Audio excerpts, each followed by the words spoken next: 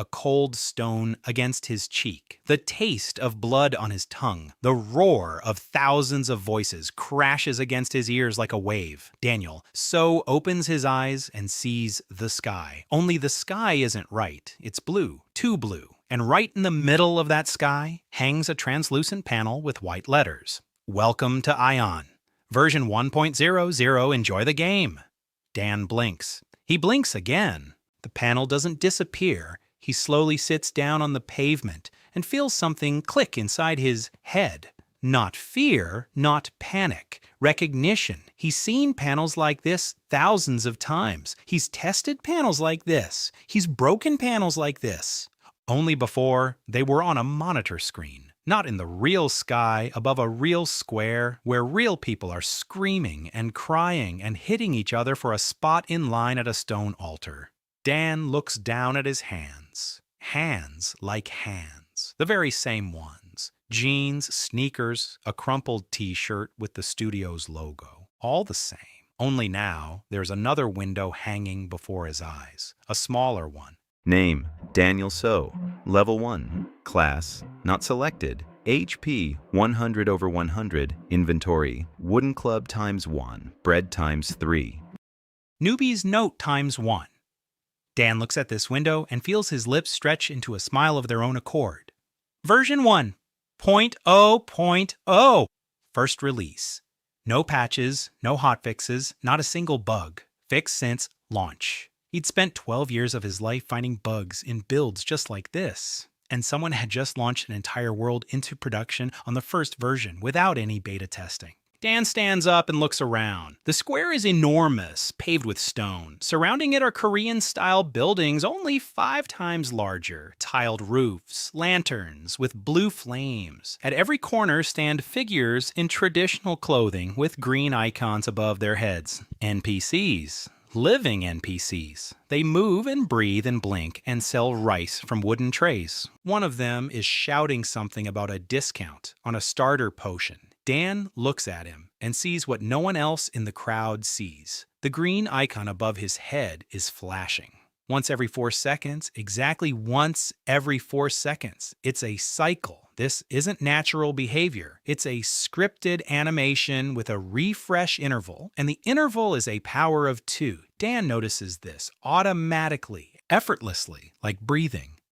The line for the class selection altar stretches the entire block. Hundreds of people stand shoulder to shoulder. Someone is shouting, someone is crying. 3 guys up front are already fighting over a spot. One has pulled out a club. The second is throwing punches. The third tries to break them up and gets punched in the face. Dan watches this and shakes his head. The class altar. The most obvious place. The very first place every newcomer goes in every game, and therefore the very last place a tester should go. He turns his back on the line and walks in the opposite direction, to the quest board. It stands against the town hall wall, wooden, worn, dozens of slips of paper with quests hang on it. Most have already been torn off. But Dan isn't looking at the slips. He's looking at the board itself, at its edges, at the thin blue frame around each quest, at the text. First quest: bring the flower of life to the dying old man, Park Min-jun.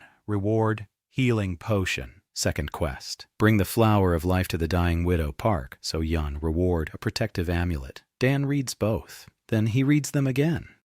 Then he smiles that smile that used to make his former boss at the studio start to get nervous. 2 quests, 1 item in the title. The flower of life, the very same one. The condition of the first quest: bring the flower of life to the dying old man. The second quest's condition: bring the flower of life to a dying widow. Dan opens the city map. It unfolds before his eyes as a translucent layer. The old man, Park Min-jun, lives on the eastern outskirts. The widow, Park So-yeon, lives on the western outskirts. Right in the middle between them stands a pharmacy. The pharmacist, Cho Hwan-sik, a green icon, an NPC. Dan accepts both quests at the same time. The system displays: quest accepted. Bring the flower of life to the dying old man, Park Min-jun. And immediately after: quest accepted. bring the flower of life to the dying widow, Park So-yeon. He leaves the city through the south gate. The forest begins right beyond the wall, dense, green, with birds that sing too evenly and too monotonously. An audio loop. Dan notices that, too. The flower of life grows in a clearing a 15-minute walk from the gate. It glows, a soft, white, beautiful. Dan picks one, just one. 500 players a week before him had each picked two. One for the old man, one for the widow. 2 trips into the forest, 2 flowers, 2 quests, simple and logical. But Dan doesn't go to either the old man or the widow. He goes to the pharmacy. The pharmacist, Cho Hwan-sik, is standing behind the counter. He smiles. He says something about fresh potions. Dan places the flower on the counter and selects the sell option. The system asks for confirmation. He confirms. The flower goes to the pharmacist. 12 copper coins. Dan takes the money and leaves. He sits down on a bench across the street from the pharmacy and waits. An hour passes. Pharmacist Cho Hwan-sik is an NPC with predefined behavior. There's a line in his script that Dan figured out simply because he knows how such scripts are written. If the apothecary receives a rare ingredient, he uses it to make a potion. If there are sick NPCs in town, he delivers the potion to them. This is standard logic for an NPC merchant in any RPG. And exactly 1 hour later, a system window pops up before Dan's eyes. Park Min-jung has recovered as a result of your actions. Quest completed. Reward, healing potion. And 3 seconds later, Park So-yeon has recovered as a result of your actions. Quest completed. Reward, a protective amulet. Dan leans back against the bench and closes his eyes. 2 quests, 1 flower. 0 trips to clients, both completed. The system didn't check whether the item was delivered directly. The system only checked the result. The patient recovered, the condition was met, and no one, absolutely no one, for an entire week. He hadn't thought to do it this way, but Dan isn't done yet. He gets up and returns to the pharmacy. Apothecary Cho Hwan-sik looks at him warmly. A new icon is flashing above his head. It's yellow. That means a unique dialogue option is available. Dan selects the conversation option. The pharmacist says he's touched, that the young man brought the flower, not for a reward, but for the sake of the people, that he wants to show his gratitude, and he hands him an old, rusty key. The key to the pharmacy's basement. There lies a potion recipe that was stolen from me many years ago. Take it. You've earned it. Dan takes the key. He goes down to the basement. He finds a scroll with the recipe. The system notifies him. Rare recipe obtained. Recovery potion. Quality unusual. 3 rewards for a single flower, 2 from quests, 1 bonus from an NPC, and reputation among the NPC residents. The benefactor of Hanyun's badge appears in his profile. Dan exits the basement and looks at his interface. He's still at level 1.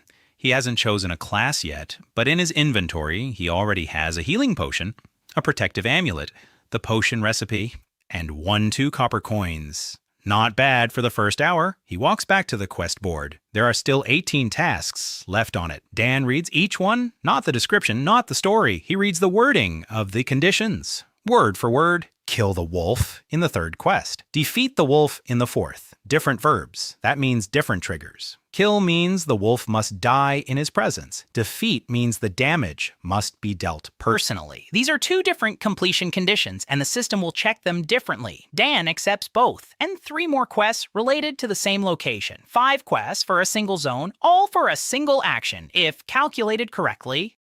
He exits the south gate for the 2nd time that day. It's already getting dark in the forest. Wolves are howling in the distance. Dan grips his wooden club. Level 1, 100 health points, no class, no skills. He should be scared, but he isn't scared. He's excited because this isn't just a forest full of monsters. It's a test zone, the first zone of the first release of the most ambitious game he's ever seen. And it's supposed to be full of so many glitches that you could fall waist deep into them. Dan walks along the path and counts the trees. They're repeating. Every 12th tree is identical to the first, a texture pool of 12 models. The Grass under his feet changes color exactly at the border between two tiles. A tile-based map, the sky on the horizon, twitches slightly when viewed from a certain angle. Z fighting, minor rendering artifacts that don't affect gameplay, but tell Dan everything he needs to know about the engine. This world was thrown together in a hurry. Wolves appear in the third clearing, 3 of them, gray, red eyes, level 3 each. Dan stops. He looks at them, they growl. He raises his club, but he doesn't attack. He waits. Because out of the 5 quests he's accepted, 3 are completed when a wolf dies in his presence, and 2 require him to deal damage personally, so he needs someone else to kill some of the wolves near him first, and then he'll finish off the rest himself. Dan hears branches snapping behind him. Someone is moving through the forest, heavily and quickly, with a sword in hand. A girl bursts out of the bushes, sword raised. Her black hair is pulled back into a ponytail. Her eyes are fierce. Her movements are clean and precise. She isn't running away from the wolves. She's running toward them. The first wolf leaps. She steps aside and slashes at its neck in a single motion. The wolf falls. The second lunges at her legs. She jumps over it and strikes down from above. The blade pierces precisely between the shoulder blades. 2 wolves in 4 seconds. The third growls and backs away. The girl won't let him escape. She lunges forward. A strike! The third wolf rolls across the grass and vanishes in a cloud of blue particles. Dan stands 3 meters away and watches. His mouth is slightly open, not out of fear, out of admiration. She moves like someone who's held a sword in her hand her whole life. The system window flashes. A wolf has been killed in your presence. Quest updated 1/5. And another one. A wolf has been killed in your presence. Quest updated 1/3, and a third. Observed a battle meeting the quest conditions. Experience gained. 3 quests were updated from a single battle in which Dan didn't land a single blow. He didn't even pick up his club. The girl turns around, she looks at him, then at her system windows, then back at him. Above her head, Dan sees a name, Kim Ha-eun, level 4, class, Blade of Dawn, and next to her name, a small icon showing the experience gained from the last battle. 3% of the bar, 3 wolves, 4 seconds of a perfect battle. 3% experience. Ha-eun sees her numbers too. Her face darkens. She'd been killing wolves all day, since morning, all by herself, non-stop. And in a whole day, she's gained less than half a level. The system gives swordsmen a paltry amount of experience for ordinary monsters. This is a standard problem with balancing combat classes at early levels. Dan knows this. He's seen it in dozens of games he's tested, and now he sees a real girl with a real sword and real sweat on her forehead getting almost nothing for her efforts. Ha-eun looks at Dan. Her gaze settles on his interface. Level 1, no class, a wooden club, and yet, he just earned experience for fighting her. She takes a step toward him, sword in hand. Her voice is steady. She asks who he is and why he received a reward for killing her. Dan raises his hands, palms forward. He explains, slowly, in simple terms, that he has quests with the condition, wolf killed in your presence. That these quests don't require him to deal damage personally. That the system credited her with the kill and him with being present at the same time. Ha-eun listens, her eyes narrow. She asks if this isn't cheating. Dan shakes his head.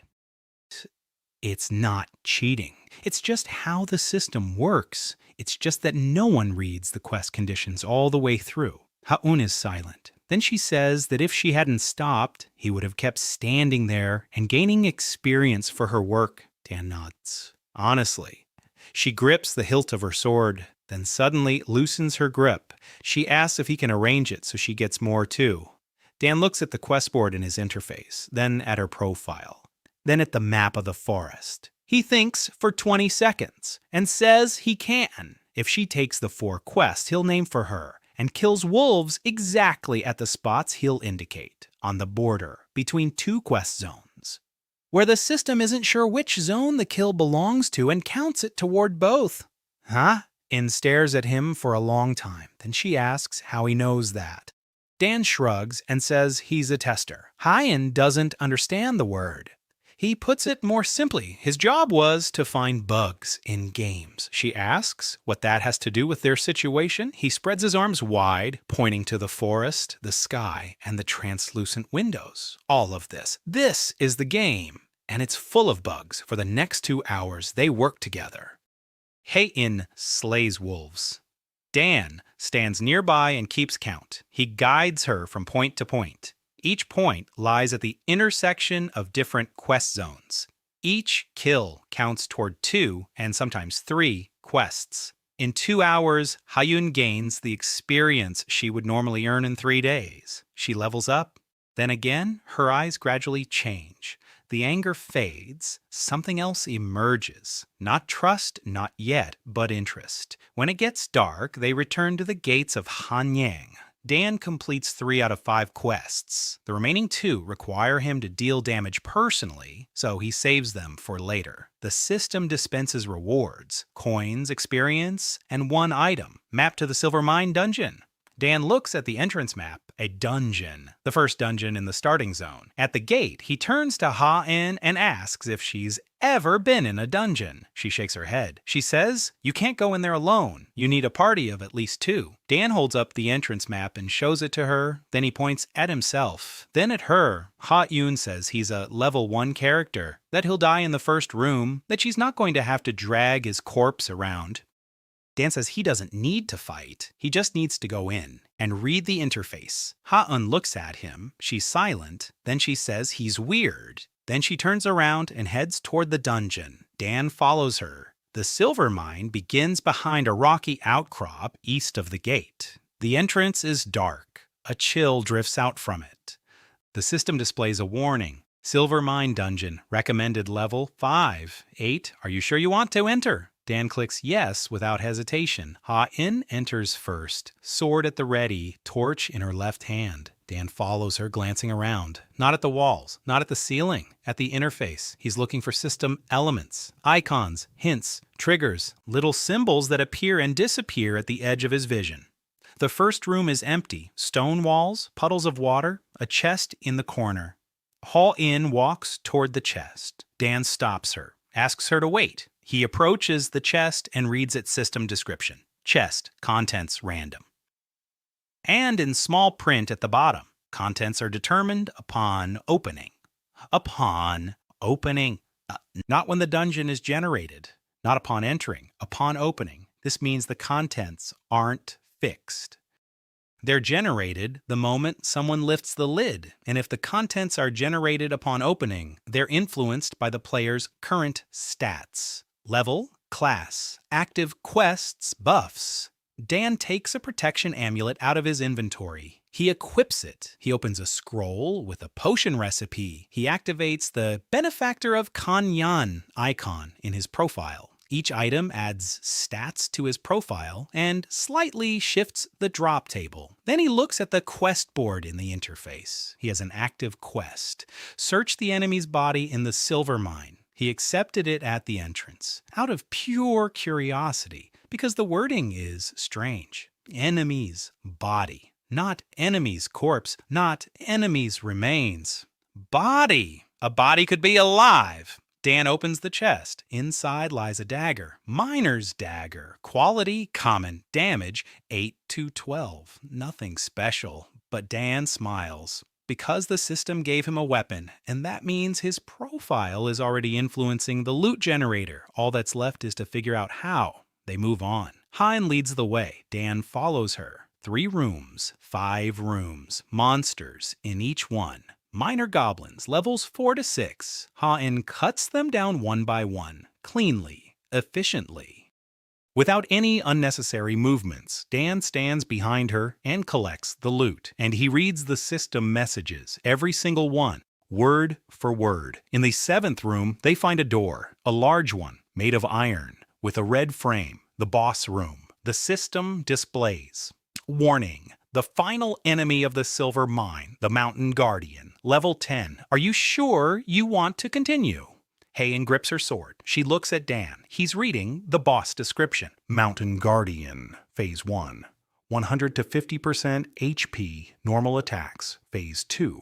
50 to 0% HP, Rage Mode. Damage doubled, speed doubled. A standard 2-phase boss. Phase transition at 50%. Dan reads it again and freezes. 50%. Exactly 50? Not 49, not 51. Exactly 50. He knows this bug. He's encountered it dozens of times in different games. A floating point equality check. If the boss's HP drops to a number stored in the system as 49.9999 instead of 50.0000, the condition for transitioning to the second phase won't trigger. The boss will remain in the first phase forever.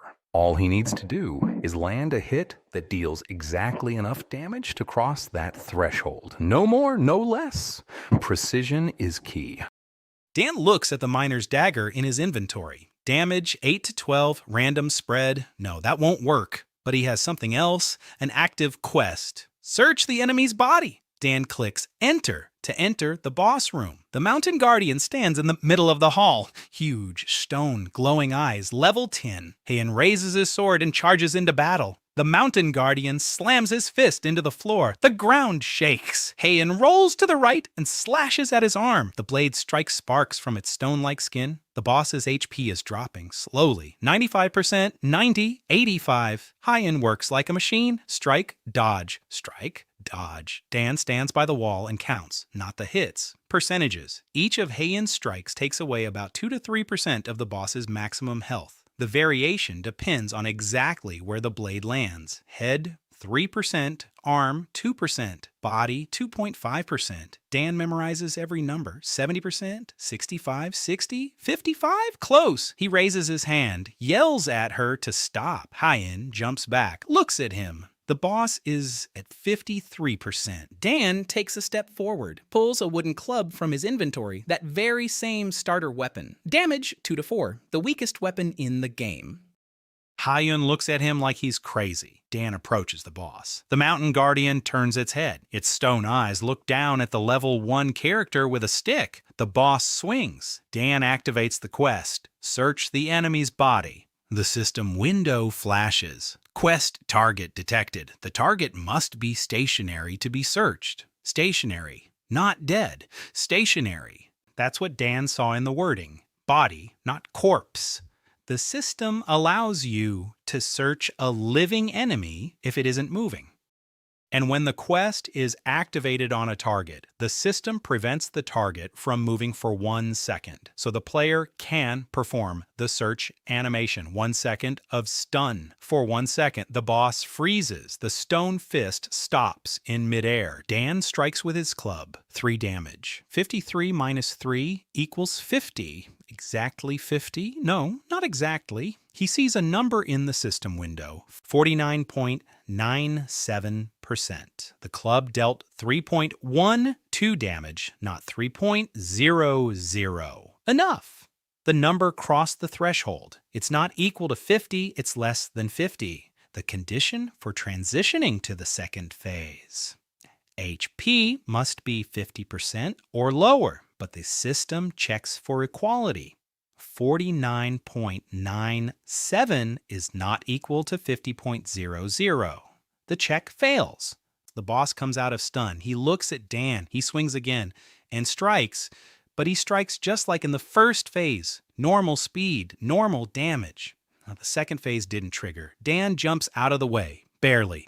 The blow passes a centimeter from his shoulder. Ha-Yun asks no questions.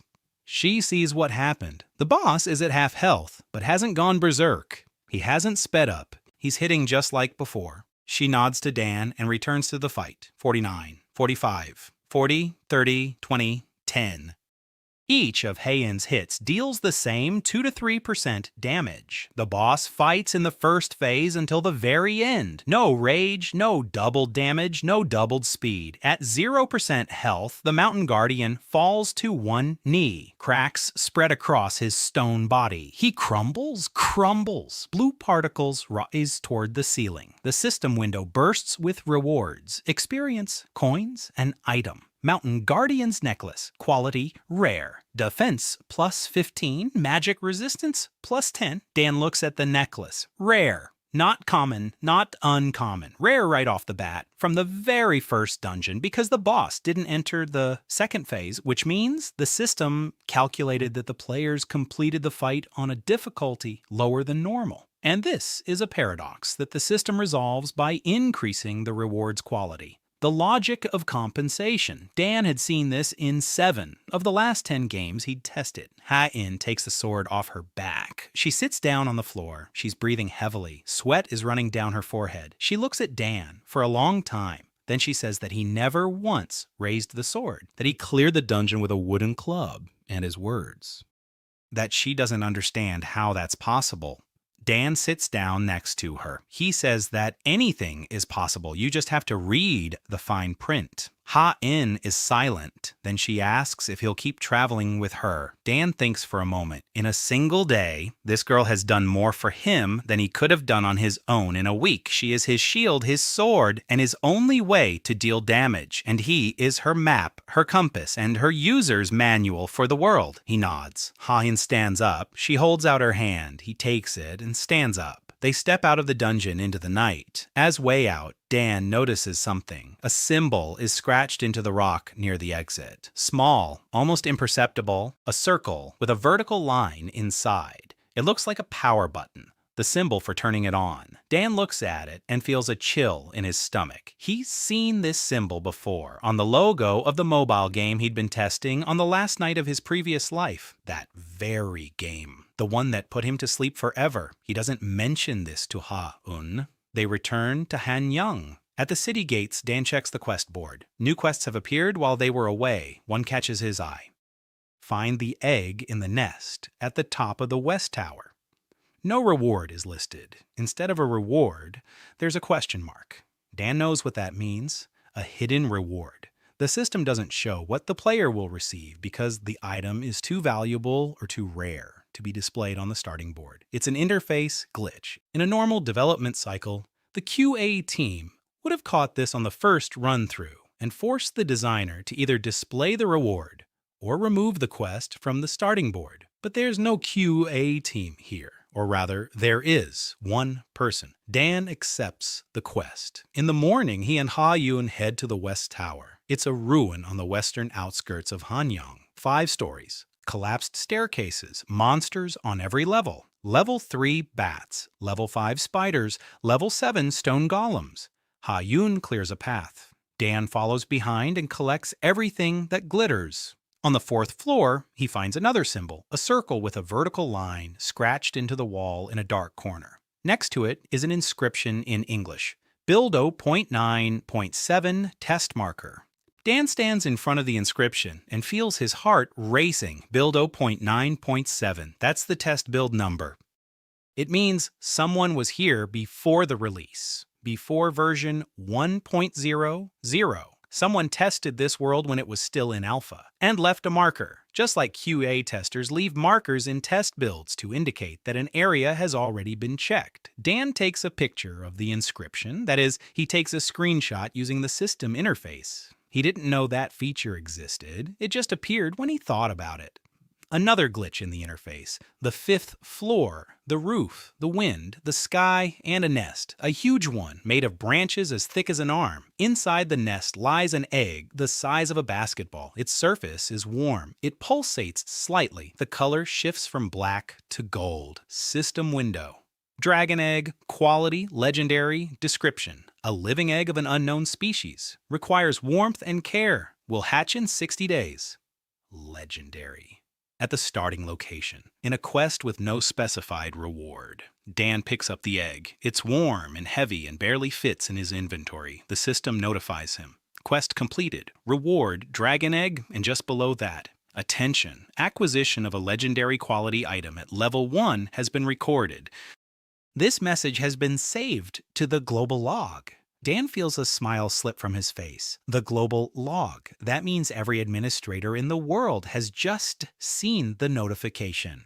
A level 1 player, the starting city, a legendary item, and his name, Daniel So. Ha-Sun stands nearby, looking at the egg. She doesn't understand why his face has gone pale. She doesn't know yet what administrators are. She hasn't seen yet how they take people. Dan presses the egg to his chest, warm, alive, pulsing. He needs to get out of Han Yang, fast. Dan doesn't sleep that night. He sits on the roof of the inn and stares at the egg in his inventory. A warm glow, a steady pulse.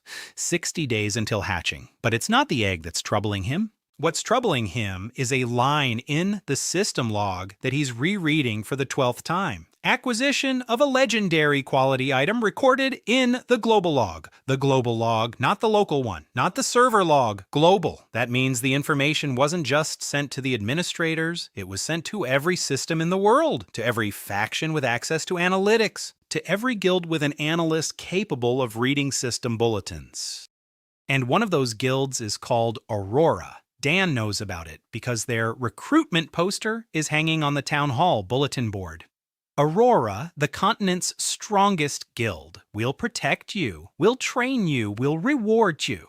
Nice words. True. And next to them in small print, all players with achievements at the rare rank or higher are required to register at the nearest Aurora branch. Required, not invited. They have no choice. Required. This isn't recruitment. It's a summons. Dan closes his inventory. He needs a plan. First, leave Hanyang before Aurora representatives reach the starting city. Second, get a class. Without a class, he can't use any abilities besides the basic ones. Third, find a way to hide the egg from system scans. The last point is the hardest. A legendary item glows in his inventory like a beacon. Any player with the appraisal skill will spot it from a distance. Any security system at the city entrance will detect it, Dan thinks. He scrolls through the interface. He looks for a loophole, and he finds one. There's a clause in the trading rules. An item currently being traded is temporarily excluded from the inventory for scanning purposes. This protects the confidentiality of transactions so other players can't see exactly what's being sold.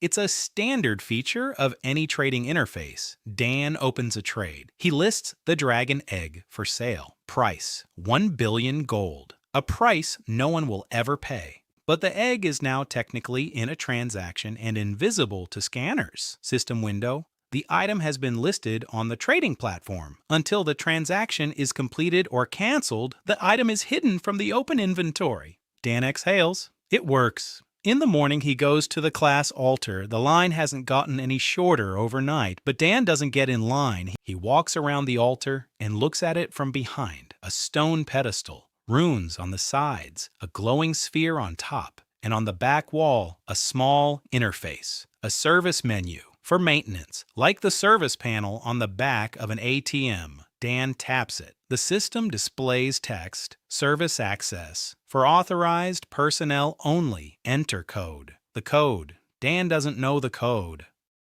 But he knows a thing or two about service panels in games. 9 times out of 10, the default password isn't changed. He enters 0000, denied. He enters 1234, denied. He enters admin. Denied, he enters the world version number. 100. Access granted. Dan blinks. Seriously, the version number. The most obvious password in the history of game development. Whoever made this world made every rookie developer's mistake all at once. The service menu shows a list of available classes. The standard ones: warrior, mage, archer, healer, thief, artisan, and at the bottom of the list, in gray text, like a comment in the code that someone forgot to delete. Witness to the paradox. Status, test. Access, by invitation only. A test class, a class created for internal testing. That was left in the final build. Dan clicks on it. The system asks for confirmation. Are you sure you want to obtain the witness of the paradox class? Warning, this class reduces experience gained from normal sources by 90%. This means that for killing a monster that grants 100 experience points, he'll get 10. For a standard quest that grants 500, he'll get 50. Leveling up the honest way will be nearly impossible. But Dan already knows he doesn't need to level up the honest way. His growth will come through exploits, through bugs, through cracks in the system. The witness of the paradox class isn't a curse. It's the key to a different progression system, the one designed for testers. He clicks Yes. A system window pops up. Congratulations, you have obtained a hidden class, Witness of the Paradox. Description, one who sees the seams of the world. Bonus, ability, bug compilation report will unlock at level 5. Penalty, minus 90% experience from standard sources. Special bonus, non-standard experience sources grant 300%.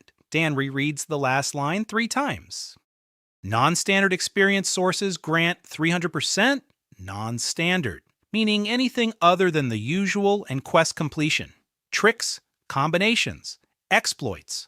The system doesn't just let him break the world, it pays him triple for it. Dan closes the service menu. He steps away from the altar. His hands are shaking, not from fear, from realization. This class isn't a bug. They didn't forget to remove it, they left it there. On purpose, someone created the class for a tester and hid it in the service menu behind a password that only someone accustomed to checking default settings could guess. Someone was waiting for someone like Dan to come along. He finds Ha-un at the south gate. She's cleaning her sword. 5 wolf pelts lie nearby. This morning's hunt. Dan sits down next to her and tells her the plan. They need to leave Hanyang. Today, right now. He doesn't explain about the global log. He doesn't explain about Aurora. He simply says that their starting city has already given them everything it could. They can only grow further beyond its borders. Ha-yun looks at him. She senses that he's holding something back. But she doesn't press him. She's not the type to press him anyway. She's the type who nods and grabs her sword. They leave through the south gate, the forest, a trail, the road south, to the next city. According to the map, it's a 12-hour walk to the nearest settlement. Along the way, Dan opens the system map and studies the route. Between Hanyang and the next city, Sishalvan, there are 3 zones: forest, level 5, 10, plains, level 10, 15, foothills, level 15, 20. For a level 1 player and a level 4 player, this is a deadly route, but Dan has no intention of taking that route. He's looking for detours, and he finds one. On the map, between the forest and the plain, there's a dot, a small one, no name, no description, just a dot. In a normal game, this would be an unloaded section of the map, an empty zone, a placeholder, a filler, a spot the developer planned to fill in later, but didn't get around to. Dan knows that monsters are often absent in places like this, because no one programmed their spawns. He knows that zone boundaries are blurred in such places, and he knows that by slipping through those blurred boundaries, you can sometimes bypass an entire level range. He points Ha-yun in the right direction. They leave the road. They head deeper into the forest. They walk for 2 hours. The trees grow sparser, the grass is taller, and suddenly, silence. Absolute silence. The birds fall silent. The wind dies down. Dan stops. He looks around. They're standing in a clearing, perfectly circular. The grass is even, not a single rock, not a single tree, not a single sound. A system window flashes. You have entered an unclassified zone. No threat data available. An unclassified zone. Dan smiles. He was right. It's a blank spot, an empty space on the map, and they'll spend the night in this empty space because there are no monsters here. No danger, nothing at all except grass and silence. Ha-yun sits down on the ground. She takes some bread out of her inventory. She eats, she looks up at the sky, then she quietly says that she had a younger brother. She did. On the first night, when the monsters emerged from the red zones. He ran toward her. She was on the other side of town. She ran toward him. She didn't make it in time. The monsters were faster. Ha-yun says this in an even voice. No tremor, no tears, like a report, facts, dates, the result. She didn't make it. That's all. Dan remains silent. He doesn't offer comfort. He doesn't say that everything will be okay. He takes out the egg from the trade. He cancels the sale. The egg appears in his hands. Warm, pulsing. He holds it out to Hen. He says it's hard for him to carry. He asks her to hold it while he sleeps. Ha-yun takes the egg. She looks at it. Warm, alive. She hasn't had anything to protect for half a year now. She presses the egg to her chest and closes her eyes. Dan lies down on the grass and looks up at the strangely blue sky. He thinks about the symbol on wall of the silver mine. Build 0.9.7. Someone was here before him. Someone tested this world, and that someone left traces. The morning in the unclassified zone. Smells of dew and nothing else. No smoke, no monsters, no other players. Pure emptiness. Dan wakes up and checks the system log first thing. 14 notifications overnight. 13 of them are standard. Server updated. Day cycle has begun. Weather clear. The 14th is different. The Aurora Guild has sent a request for the location of player Daniel So. Request is being processed. Dan looks at the message and calculates the time. The request was sent at 3:41 a.m. 5 hours have passed. If Aurora has fast scouts with tracking skills, they could reach Hanyang by noon, and from there, they'd follow the tracks. No, there are no tracks. They veered off the road. They were walking through the grass. An unclassified zone isn't tied to any routes. The tracking skill only works along registered paths. Dan knows this because he read the description of the tracker on the skills board, in small print at the end. Works within classified zones and registered routes. Classified. But they're standing in an unclassified zone. Invisible. Hai In is already on her feet, sword in hand, egg in her inventory. She'd been holding it all night. Dan notices that she looks different.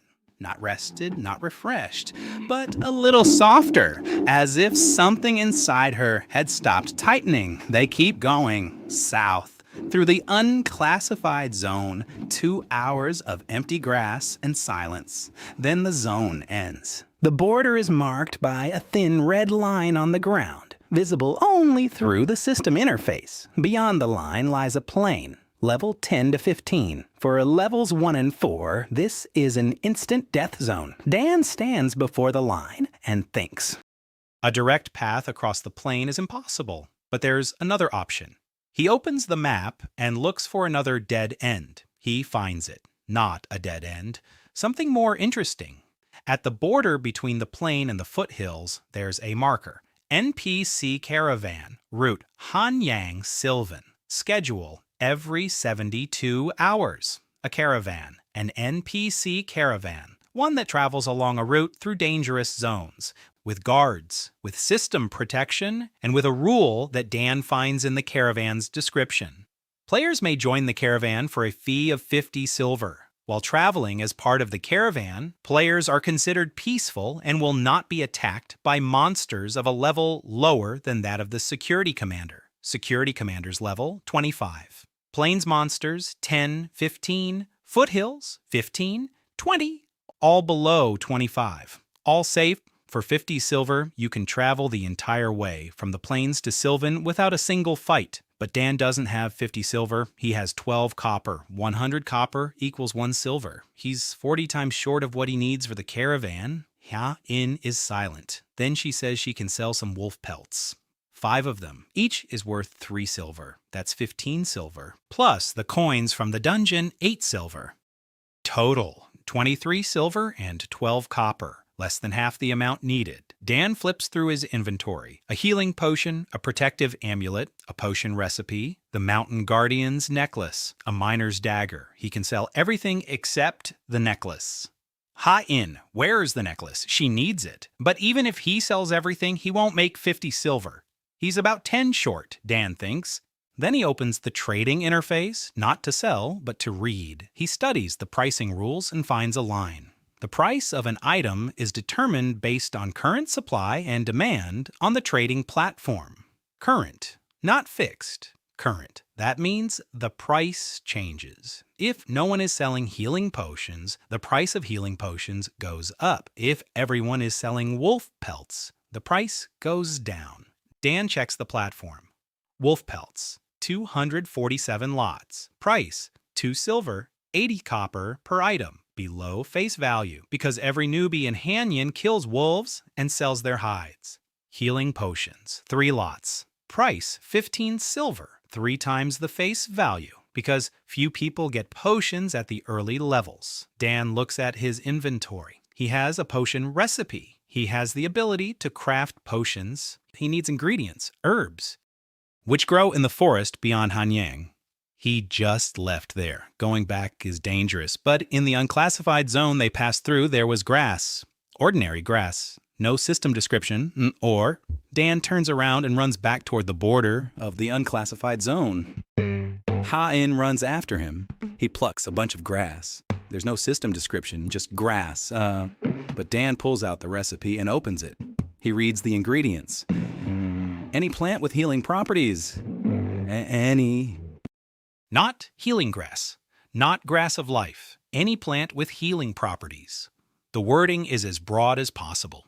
Dan looks at the ordinary grass in his hand. He opens its detailed description. He finds a line that most players would never notice. Properties. Minimal healing effect when consumed.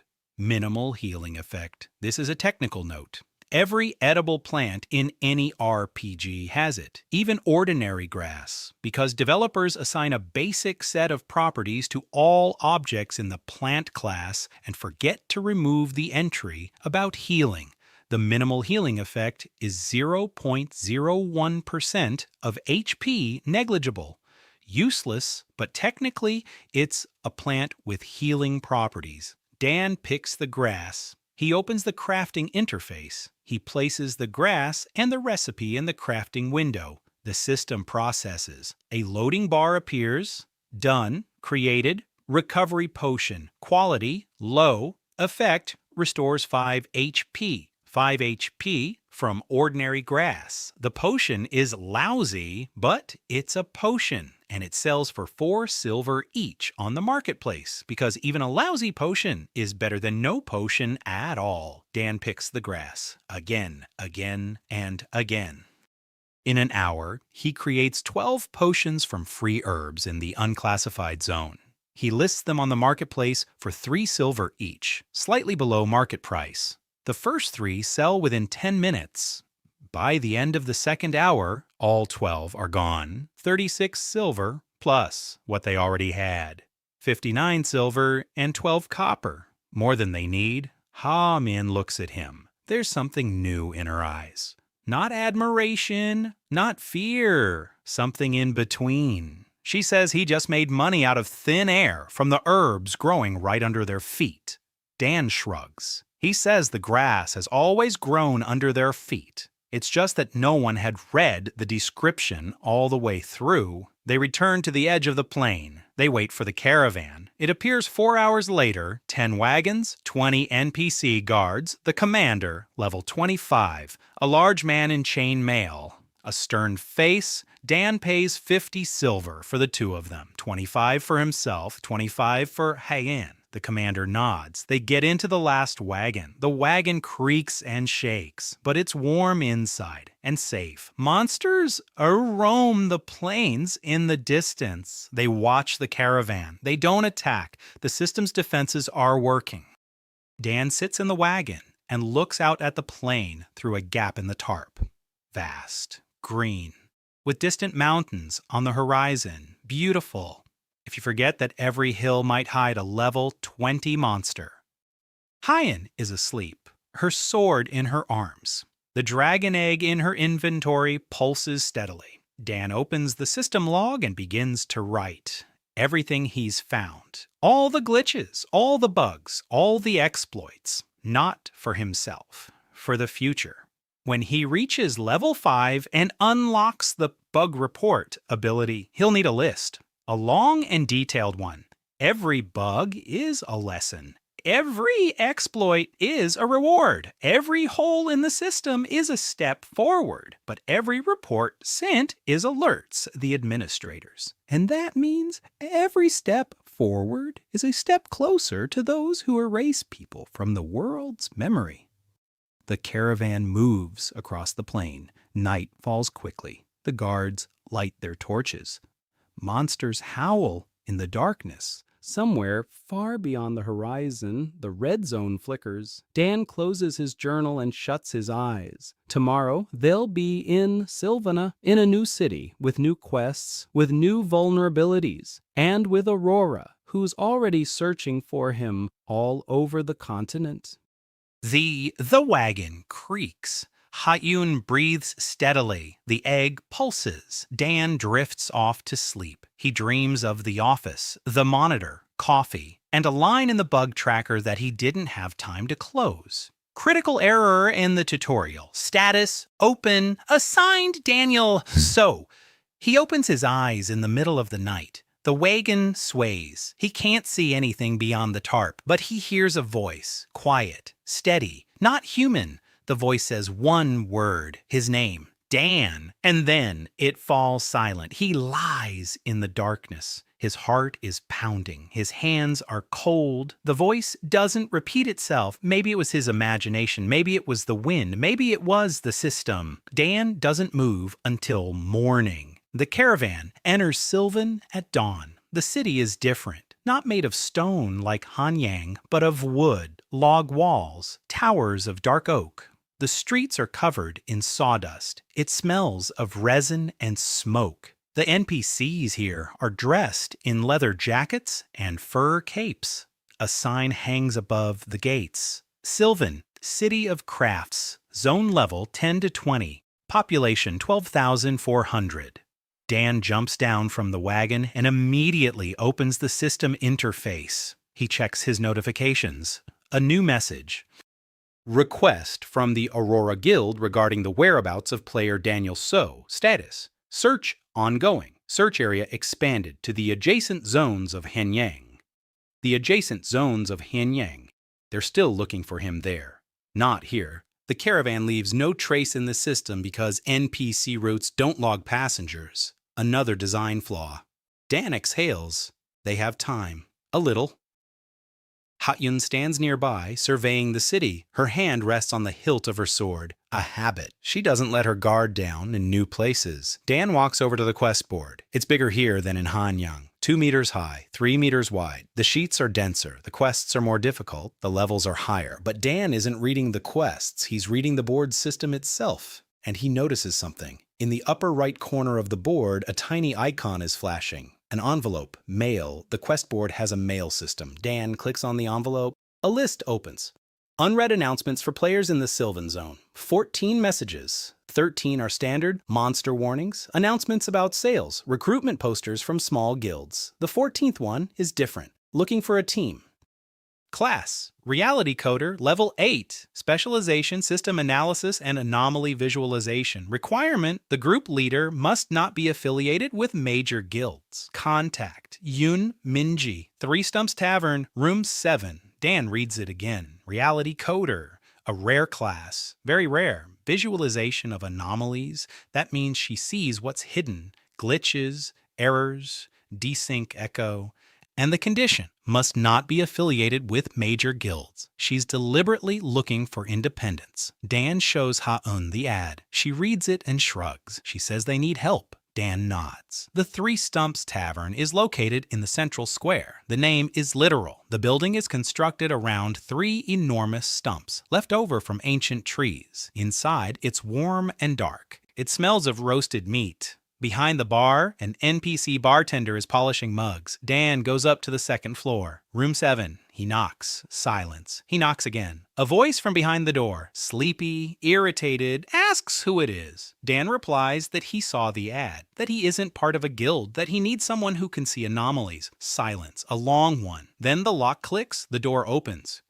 Standing in the doorway is a girl in a baggy hoodie that's 3 sizes too big for her. The hood is pulled down over her eyes. Beneath it, dark circles from lack of sleep. In her hand, a mug containing something that's gone cold. She looks at Dan, then at his system profile. Her eyes widen. She says, Paradox Witness, Level 2. Where from? Just where? Dan walks into the room. He sits down on the only chair, and he tells her, not everything, but enough. About the altar's service menu, about the test class, about the quest descriptions, about the apothecary. Minji listens. First, while sitting on the bed, then standing, then pacing the room. Her expression changes. The irritation fades. Something intense takes its place. Something eager. She says she saw a distinct echo, that ever since her first day in Ion, she's seen ripples in the air wherever someone breaks the rules. That her class gives her this as a side effect. That for the first few weeks, she thought she was going crazy. Then she realized the ripples were real, that they're traces of errors in the world's code, that every exploit leaves a mark, visible only to her, and to the administrators too. She says she's seen them twice, both times from a distance. White masks with no eye slits. They came for players who broke things too much, and those players disappeared. They didn't die, they just vanished. Their names vanished from friends' lists. Their faces were erased from memory. The next day, no one could remember that they had ever existed. Minji remembers because her class detects anomalies. Erasing a person from the world's memory is an anomaly, the greatest one possible.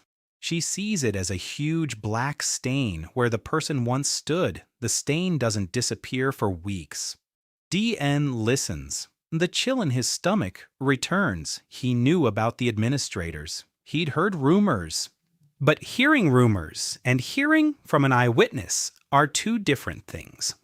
Minji says she's been tracking the frequency of the administrators' appearances. 3D sync echoes per week from a single player, and an observer arrives. He doesn't interfere. He just watches. 5 echoes and a cleanup operation arrives. She asks how many echoes Dan has left over the past week. Dan counts. The apothecary trick. 1. The boss search bug. 2. The altar service menu. 3. Crafting potions from common herbs. 4 in 1 week. 1 more than needed for an observer. 1 less than needed for a cleanup squad. Minji looks at him for a long time. Then she says he's either a genius or a suicide mission, and that she's going with him because she's long wanted to see up close how exploits work instead of just seeing their traces. The 3 of them leave the tavern. Dan, Heyun, Minji. Minji walks slightly behind. Her hands are in her hoodie pockets. Her eyes are from side to side. She's constantly looking at something invisible to the others. Dan asks if she can see his echo right now. Minji nods. She says there's a faint ripple around him, like a heat haze over the asphalt. It's faint for now, but if he keeps up this pace, in a week, the ripple will be visible to more than just her. Dan takes note of this. He needs to be more careful, or find a way to mask the echo. Or both. Sylvan turns out to be a city of craftsmen. Every other NPC here is a blacksmith, a carpenter, or a tailor. The quest board is flooded with crafting requests. Make 10 iron nails. Bring 5 skeins of wool. Repair the workshop roof. Boring quests. Routine. But Dan isn't looking for adventure. He's looking for inconsistencies. And he finds one on his second day.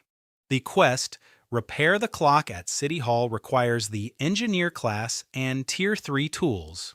The reward is 500 experience and 2 gold. Right next to it hangs the quest, Win the Clock at City Hall is posted nearby, available to any class without restrictions. The reward is 50 experience points and 20 silver. 2 quests about the exact same clock. Repair and Wind.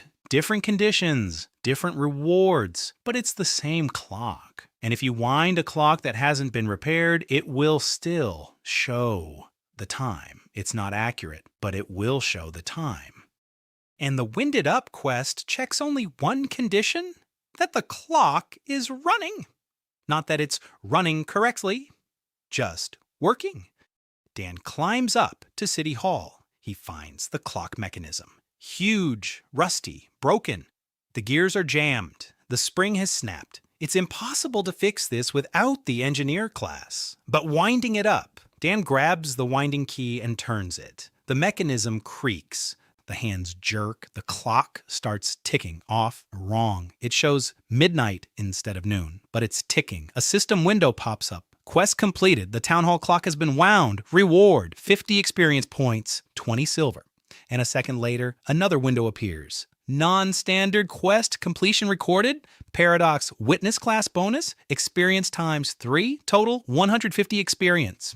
150 experience just for turning the key. A triple bonus for a non-standard solution. The system counts any unusual quest completion, a non-standard source of experience, and his class grants a triple multiplier for non-standard sources. Dan stands on the town hall roof, staring at the crooked clock striking midnight in the middle of a bright day. The residents below are bewildered. The guards exchange glances. The NPC clockmaker runs toward City Hall with a wrench. Minji stands nearby and quietly remarks that the ripples around Dan have grown slightly stronger. Dan nods. 1 echo. The 5th this week, right on the border. The next one will trigger a purge. He needs to stop, at least for a couple of days. Don't exploit, don't break anything, just live. Dan comes down from City Hall and heads to the market. He buys food, ordinary food for ordinary money, meat, bread, vegetables.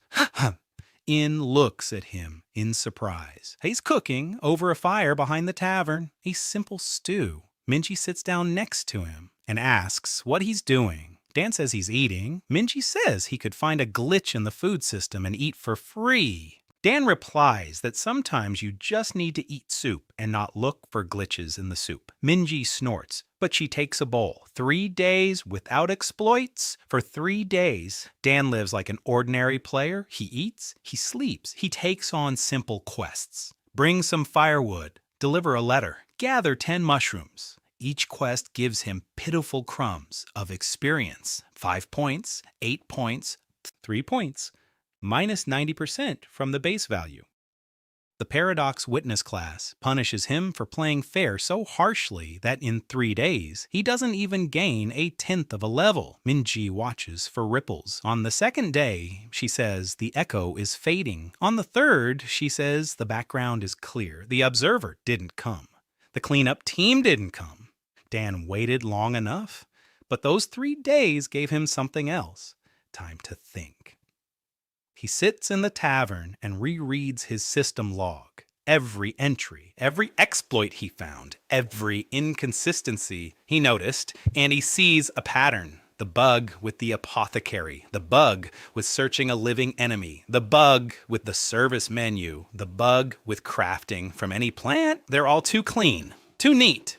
Too similar to those test cases the QA department leaves in the build specifically for testing. Decoys. He'd told himself that before, but now, laying them out in a row, he sees that the decoys are spaced out at regular intervals. The first in the starting city, the second in the first dungeon, the third on the altar, the fourth in the crafting area, as if someone had mapped out a route, as if someone wanted the tester to follow a specific path and find specific items in a specific order.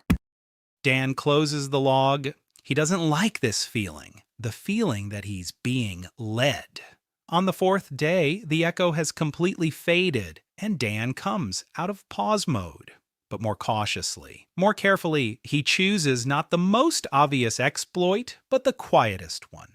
On the quest board in Sylvana, there are 2 quests from different NPCs. The first, find the missing apprentice of blacksmith Sun Tae-ho. The second, chase the vagrant out of the weaponsmith's workshop. Dan reads both. Then he opens the map and checks the NPCs' locations. Blacksmith Sun Tae-ho, Eastern District. The weaponsmith, Western District, the vagrant. Location unknown, the missing apprentice. Location unknown, 2 missing people in the same city. Dan goes to the blacksmith. He asks about the apprentice. The blacksmith says the apprentice left 3 days ago and hasn't returned. A young guy, a hothead. He wanted to work with weapons, not horseshoes. Dan goes to the armorer. He asks about the vagrant. The gunsmith says that some ragged fellow snuck into the workshop and has been sleeping there for the 2nd night in a row. He won't leave. He says he wants to work. Dan smiles. The blacksmith's missing apprentice and the vagrant in the gunsmith's workshop are one and the same person. The apprentice left the blacksmith and came to the gunsmith. It's just that the 2 NPCs aren't linked in the system and don't know that their quests overlap. Dan goes to the gunsmith's workshop. He finds the vagabond, a young guy, dirty, tired, but with a fire in his eyes. Dan doesn't chase him away. Dan tells him that the blacksmith is looking for him. The guy says he doesn't want to go back, that he wants to make swords, not horseshoes. Dan thinks for a moment. Then he accepts the quest, chase away the vagabond. He rereads the objective. The vagrant must leave the armorer's workshop. Leave the workshop, not leave the city, not return to the blacksmith, just leave the workshop. Dan tells the guy he can help. If he walks out of the workshop right now, Dan will talk to the armorer about officially taking him on as an apprentice. The guy looks at him. He doesn't believe him, but he leaves. System window. Quest completed. The vagabond has left the armorer's workshop. Reward 80 experience points, 15 silver. Dan goes to the blacksmith. He says he's found the apprentice.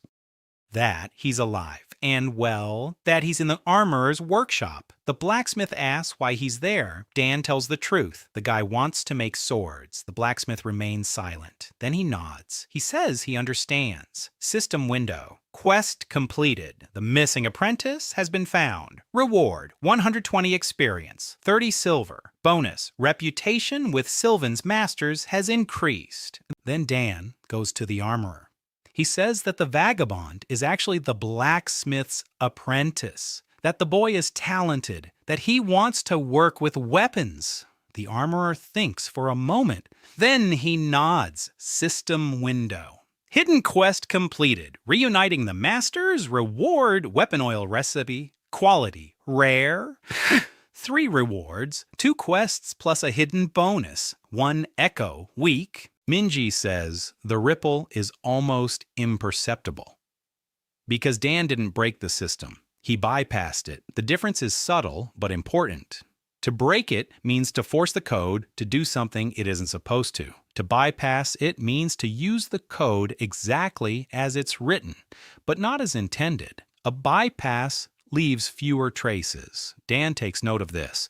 On the 5th day in Sylvana, something happens that he didn't expect. An NPC approaches him. Not with a quest, just to talk. An apothecary from a neighboring shop. He says he heard about him from an apothecary in Hanyang through the NPC trade network. He says that the young man who helped apothecary Cho Huan-sik had become a legend among merchants. Dan blinks. NPCs communicate with each other through the trade network. His reputation in Hanyang didn't stay in Hanyang, it spread like a virus through NPC channels that players can't even see. An apothecary from Sylvan offers Dan a job, not a quest. A job, a standing order for potions, 10 per week, at a fixed price, 5 silver per potion, and access to the ingredient warehouse, free of charge. Dan agrees. 50 silver a week in guaranteed income. No exploits, no bugs, just through the NPC economy that none of the players use because they're all too busy killing monsters. In the evening, Dan sits by the campfire behind the tavern. Hyen is cleaning his sword. Minji is poking around in the system logs. A dragon egg rests on Dan's lap. It's warm. He feels faint tremors coming from inside. The shell is thin, transparent when held up to the light. A shadow moves inside. Small, alive, 52 days until hatching. Minji suddenly freezes. She lifts her head. She looks somewhere beyond the tavern, into the alley. Dan asks what she sees. Minji speaks quietly. A ripple. A big one, not his. Someone else's. Someone in Sylvana has just used an exploit, and the ripple from it is enormous. Much bigger than from any of Dan's tricks. They get up. They walk into the alley. Minji leads the way. She sees the echo as a pillar of shimmering air. They walk 2 blocks, 3. They come out onto the market square. There's a crowd there. In the center of the crowd stands a girl. Young, skinny, her eyes are empty. A trading interface is open in front of her, and in that interface, an item is listed for sale. The right to life, price, 1 copper coin. Dan feels the ground slipping away from under his feet. The right to life, a system item that every player has by default. Indescribable, unsellable, bound to the character. It cannot be listed for sale. It's impossible. But the girl did it, and the ripples from this action devour the air around her. Dan runs toward her. He looks at her profile. Claire Whitmore, level 12. Class, Auctioneer of Fate, a top-tier trading class capable of selling anything, including things that can't be sold. Dan looks at the transaction timer, 58 seconds until completion. If anyone buys this item for 1 copper coin, Claire Whitmore will cease to exist. She won't die. She'll simply cease to exist. Because right to life isn't a metaphor. It's a system anchor that ties the player to the world. Without it, the system will delete the character as an error. 47 seconds. Dan opens the trading interface. He searches for the transaction. He finds it. Right to life. Seller Claire Whitmore. Price, 1 copper coin. The buy button. The cancel button. Dan doesn't press either one. He's looking for a third option. 38 seconds. He looks at the interface. He reads the fine print. Terms of the transaction. Clause 4. The seller may cancel the transaction at any time before its completion. Clause 7. The item is considered sold upon receipt of payment by the buyer. Clause 12. In the event of a system error during transaction processing, the item is returned to the seller. 29 seconds. A system error. If he causes a system error during the transaction, the item will be returned, Dan thinks. Quickly, frenetically, a system error in the trading process. What causes an error in the trading engine? He knows. He's tested trading systems in 4 games. Division by 0. If he offers a counter price equal to 0, the system won't be able to process the transaction, because a 0 price causes a division by 0 in the commission calculation.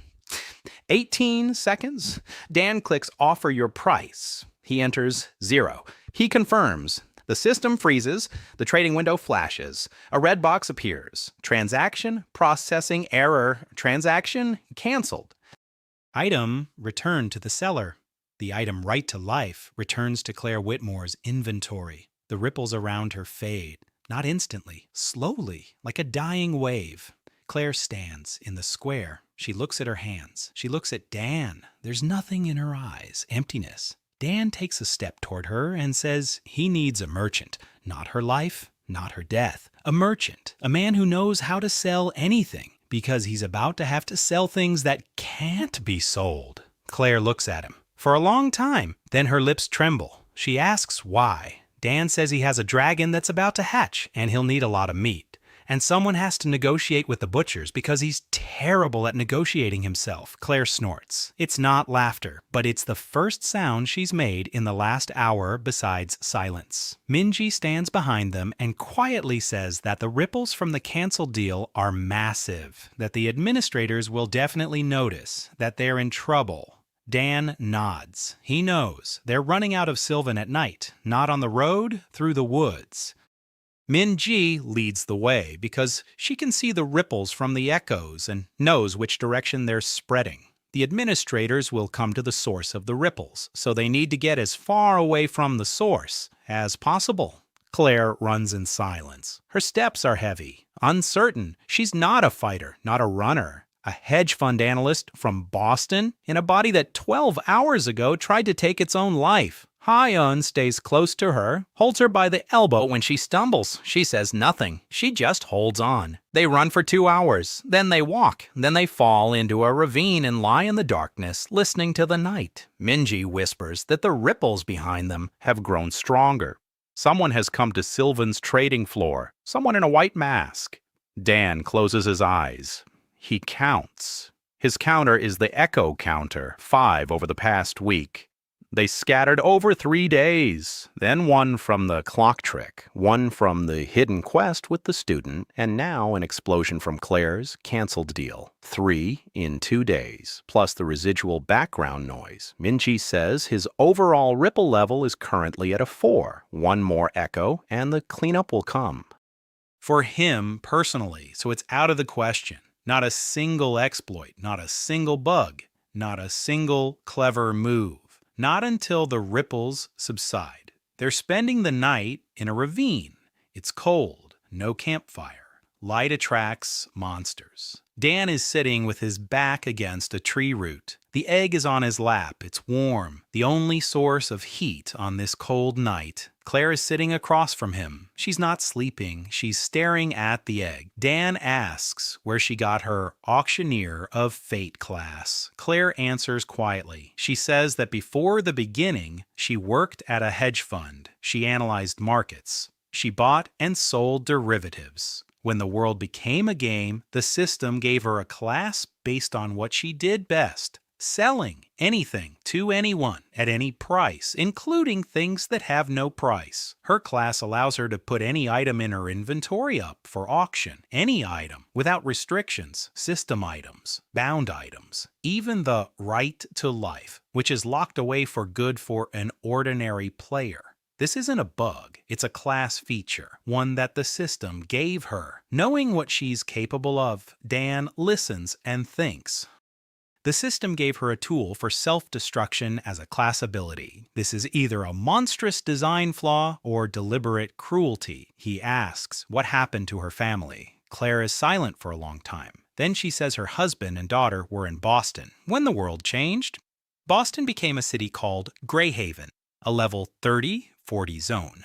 The monsters of the first night were level 25. Civilians without classes or levels didn't stand a chance. 80% of Greyhaven's population became NPCs on the first night. The remaining 20% gained classes. Her husband and daughter were among the 80%. They're alive. Technically, they walk around town, they sell bread, they smile at customers, but they don't recognize her. They don't remember her. They don't remember that they were a family. NPCs with the faces of the people she loved. Claire says she tried to talk to them, that she stood in front of her husband and called him by name, that he smiled and asked how he could help. A standard NPC line. Dan is silent. Hot Yoon is silent. Minji turns away. The silence in the ravine is so thick you can hear an egg's heartbeat. Then Dan says one thing. He says there's an item in Claire's inventory that shouldn't be there. He noticed it when he opened the trading interface to cancel the transaction. The item is called Shard of Memory. Quality, undefined. Description, a fragment of something lost. Claire blinks. She says she's never seen it. Dan asks her to open her inventory. Claire opens it. She scrolls through it and finds it at the very bottom, outside the usual interface, in an area you have to scroll down twice to see. A fragment of a memory. Gray, dull, no icon. Claire picks it up. Nothing happens. Dan asks Minji to look at the item. Minji looks. Her eyes widen. She says the item is glitching, not with ripples. Something else, something old, as if it had been in the system before the beginning. Before version 1.0.0, an artifact from a test build. Dan picks up the shard. He turns it over in his hands. A gray stone the size of a fingernail, smooth, warm, and in its system description, there's one more line, a very small one. Can be used on an NPC to partially restore their original identity. Dan reads that line 3 times. Then he looks at Claire. Claire looks at him. She gets it. Her husband, her daughter. NPCs with their faces, and an item that could restore their memories. Partially. Not completely. Partially. But even partially is better than nothing. Dan hands the shard to Claire. He says it's too soon. That Greyhaven is far away, that first they need to get stronger. But that he remembers, and that they'll make it there. Claire clenches the shard in fist. Her hand trembles, but her eyes are no longer empty. Something burns in them. Small, evil, alive. In the morning, they emerge from the ravine. The sun, the forest, birds sing in circles. Dan checks the map. It's a long way to the next town, even farther to New Asher. But there's a marker on the map 2 hours walk away. Abandoned tower, unclassified object. Unclassified again. Dan leads the group to the tower. It stands on a hill made of stone. 3 stories, no roof, no door, no monsters inside, empty. On the wall of the first floor, Dan finds the 3rd symbol, a circle with a vertical line, and above, writing, Build 0.9.7, Test Shelter Safe Zone. Test Shelter Safe Zone. Someone created this place in a test build for QA, who needed a safe place to take a break between tests. And they didn't remove it from the final release. Dan stands in the empty tower and stares at the inscription. He's found this symbol 3 times. 3 times. in 3 different places at the exit from the dungeon on the 4th floor of the West Tower. And here, someone left these markers. Someone had played through this world before him, before version 1.0.0, in build 0.9.7. And that someone didn't just leave markers. They left shelters, decoys, clues, as if they knew another tester would come after them. Dan checks the tower. It really is safe. Monsters don't come onto the hill. The system doesn't log the presence of players inside. An unclassified object, invisible to Aurora's scanners. Invisible to the administrators. A perfect base. Dan tells the team they're staying here. Ha-eun nods. Claire sits on the floor and closes her eyes. Minji walks around the tower and checks the walls for hidden interfaces. She finds none, but she finds something else. In the tower's basement stands a workbench made of stone, heavy, with the system icon Craftsman's Workstation. And next to the workbench is a note on paper, not a system note. A real handwritten note on paper. It has one word on it. Further. Dan holds the note and feels his fingers grow cold. The handwriting, he knows that handwriting. It's his own. Dan is sitting on the basement floor staring at the note. His handwriting, the way his letters slant, his habit of writing shosh with a long final stroke. Only the note isn't written in Russian, it's in English. Further, but the style is his. He knows his handwriting. He's seen it in thousands of bug reports, in the margin notes of the documentation, in the scribbles on the sticky notes taped to the monitor. It's his handwriting. But he didn't write this. He definitely didn't write this. He only arrived in this world a week ago. And the note is old. The paper has yellowed. The ink has faded. It's months old, maybe years. Dan hides the note in his inventory. He doesn't show it to anyone. Ha-eun would have noticed his condition if she'd been looking, but she's on the roof of the tower, training, slashing at the air, over and over. Swing, return, swing, return. Minji is sitting in a corner on the 1st floor. She doesn't have a laptop, but she found an equivalent in the system interface. The Reality Encoder class gives her access to a simplified console, not the full one. There are no commands to change the world. Read only. She can see system logs within a 200-meter radius. She can track echoes. She can read basic object parameters. Right now, she's scanning the tower, checking every stone, every crack. Claire is on the 2nd floor. She's opened the trading interface in front of her and is studying the market. Prices, demand, supply, caravan routes. She does this automatically, like breathing. Her class gives her an instinct for deals that other players spend months training to develop. Dan climbs onto the roof. He sits down next to Ha-eun. She finishes a series of strikes and thrusts her sword into a stone.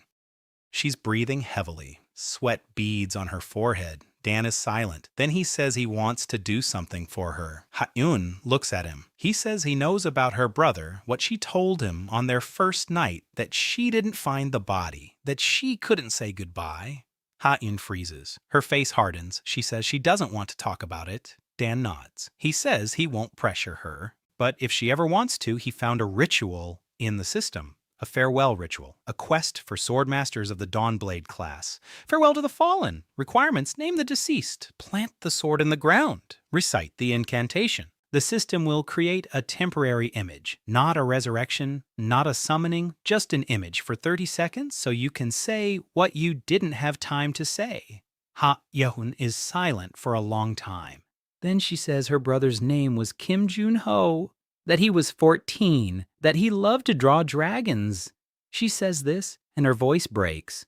She isn't crying, but her voice breaks. Dan stands up.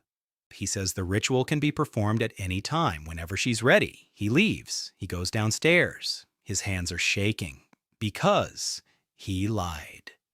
The farewell to the fallen ritual does exist. He saw it on the list of hidden quests for swordsmen. But the condition isn't to name the deceased. The condition is to provide the body or an item that belonged to the deceased. There is no body. There's no item. The ritual is impossible to perform by the rules. But Dan isn't going to follow the rules. He's going to find a bug a workaround, a way to trigger the ritual without an item. And for that, he needs level 5, because at level 5, submit a bug report becomes available. And a bug report isn't just a report, it's a tool, an ability that lets you describe a system error and receive compensation for it.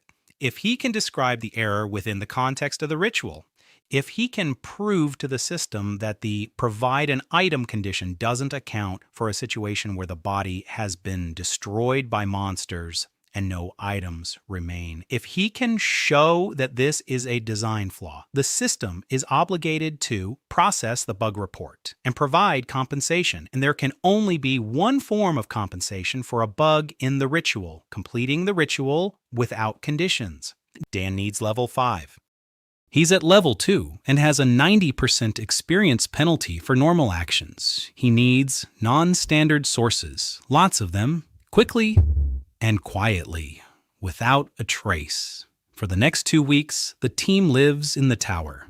Dan builds a system, not exploits, but a system for quiet growth. Every morning, he leaves the tower and walks around the neighborhood, looking for minor inconsistencies, not major bugs. Little things. An NPC who sells apples for 2 copper, but buys them back for 3. That's not a bug. It's an error in the price table. But the system considers reselling to be non-standard use of trade. A triple bonus, 6 experience points per transaction, a small thing, but 50 transactions a day adds up to 300 experience points. The quest, collect 10 mushrooms, can be completed by collecting 10 mushrooms at once, or you can collect 1 mushroom and turn it in, then another one and turn it in. 10 times. The quest doesn't specify that the mushrooms must be turned in all at once, and each turn-in counts as a separate, non-standard completion. 15 experience points per mushroom, 150 instead of 50. Minji keeps an eye on the echoes. Each of these little tricks leaves a ripple, but the ripple is tiny. Like the ripple from a raindrop in a puddle, the administrators are looking for storms, not raindrops. On the 8th day, Dan reaches level 3. On the 12th, level 4. On the 15th, level 5. A system window opens before his eyes, framed in gold. Congratulations, level 5 achieved. New ability unlocked, bug report, description. Describe the bug you found in the ion system. The more detailed the description, the greater the reward. Warning, every report submitted is visible to the administrators. Dan stares at the window. His hands are shaking, not from fear, from anticipation. For 12 years, he'd been writing bug reports for a paycheck. Now he'll be writing them for experience, items, and the lives of people he cares about. He opens the bug report interface. A blank field, white, waiting for text. Dan begins to type. Bug report number 001, component, Dawnblade class, ritual system. Problem description. The farewell to the fallen ritual requires an item that belonged to the deceased. However, the system does not account for a scenario in which the body and all of the deceased's items have been destroyed by monsters. In the current implementation, a player of the Dawnblade class cannot perform the farewell to the fallen ritual in the most tragic and common scenario of death. Steps to reproduce. 1. Be a Dawnblade. 2. Lose a loved one in battle against monsters. 3. Do not have the deceased's body or items. 4.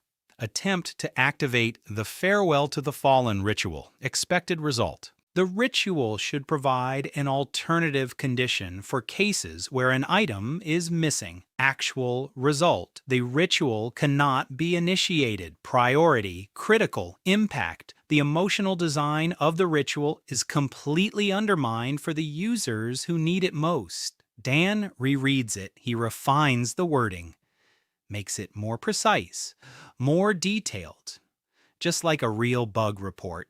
Taking his time, every word is carefully considered. Then he clicks Send. The system window flashes. A loading bar, processing, 5 seconds, 10, 20. It's taking a long time. A typical bug report is processed in a second. This one is thinking.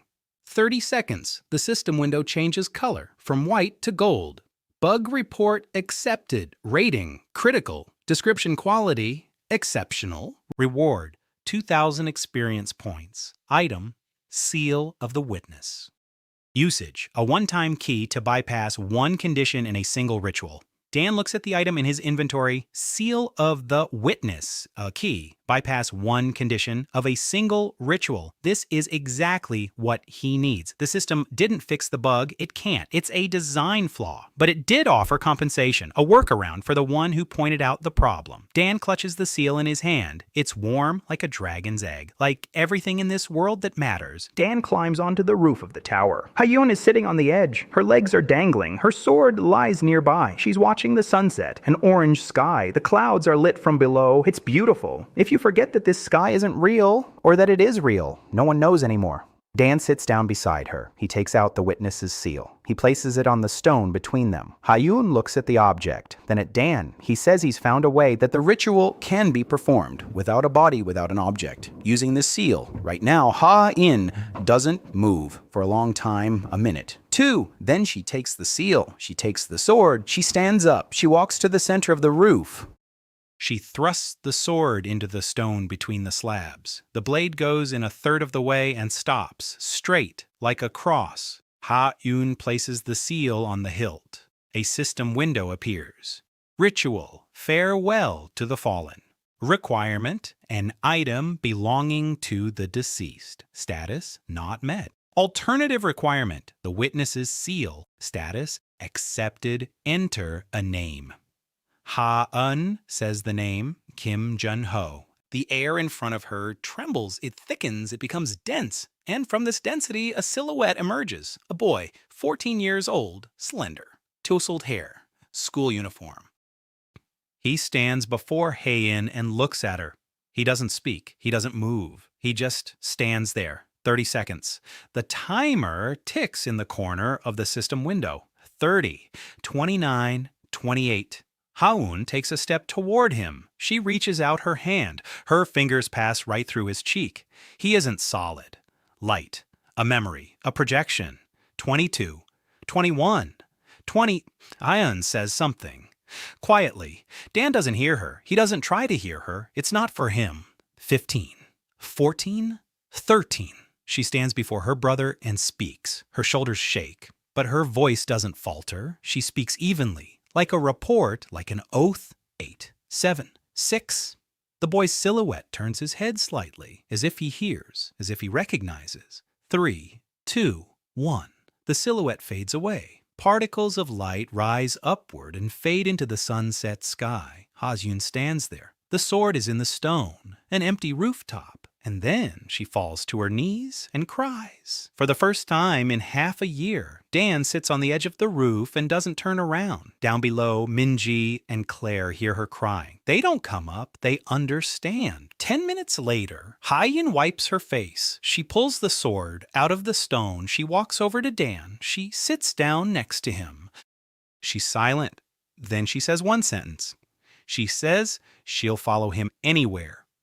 No matter what he does, no matter who he is, a con artist or a genius or a tester or someone else, she'll go. Dan nods. He doesn't smile. He doesn't joke. He just nods. That night, the team gathers around the campfire on the first floor of the tower. 4 of them, Dan, Ha-In, Minji, Claire, not enough. What Dan is planning requires more. He needs a crafter, someone who knows how to repair and create things. His legendary blade, the Oath of Two Vows, which he'll receive later, requires maintenance. His armor needs repair. The dragon egg will hatch in a month, and the dragon will need gear.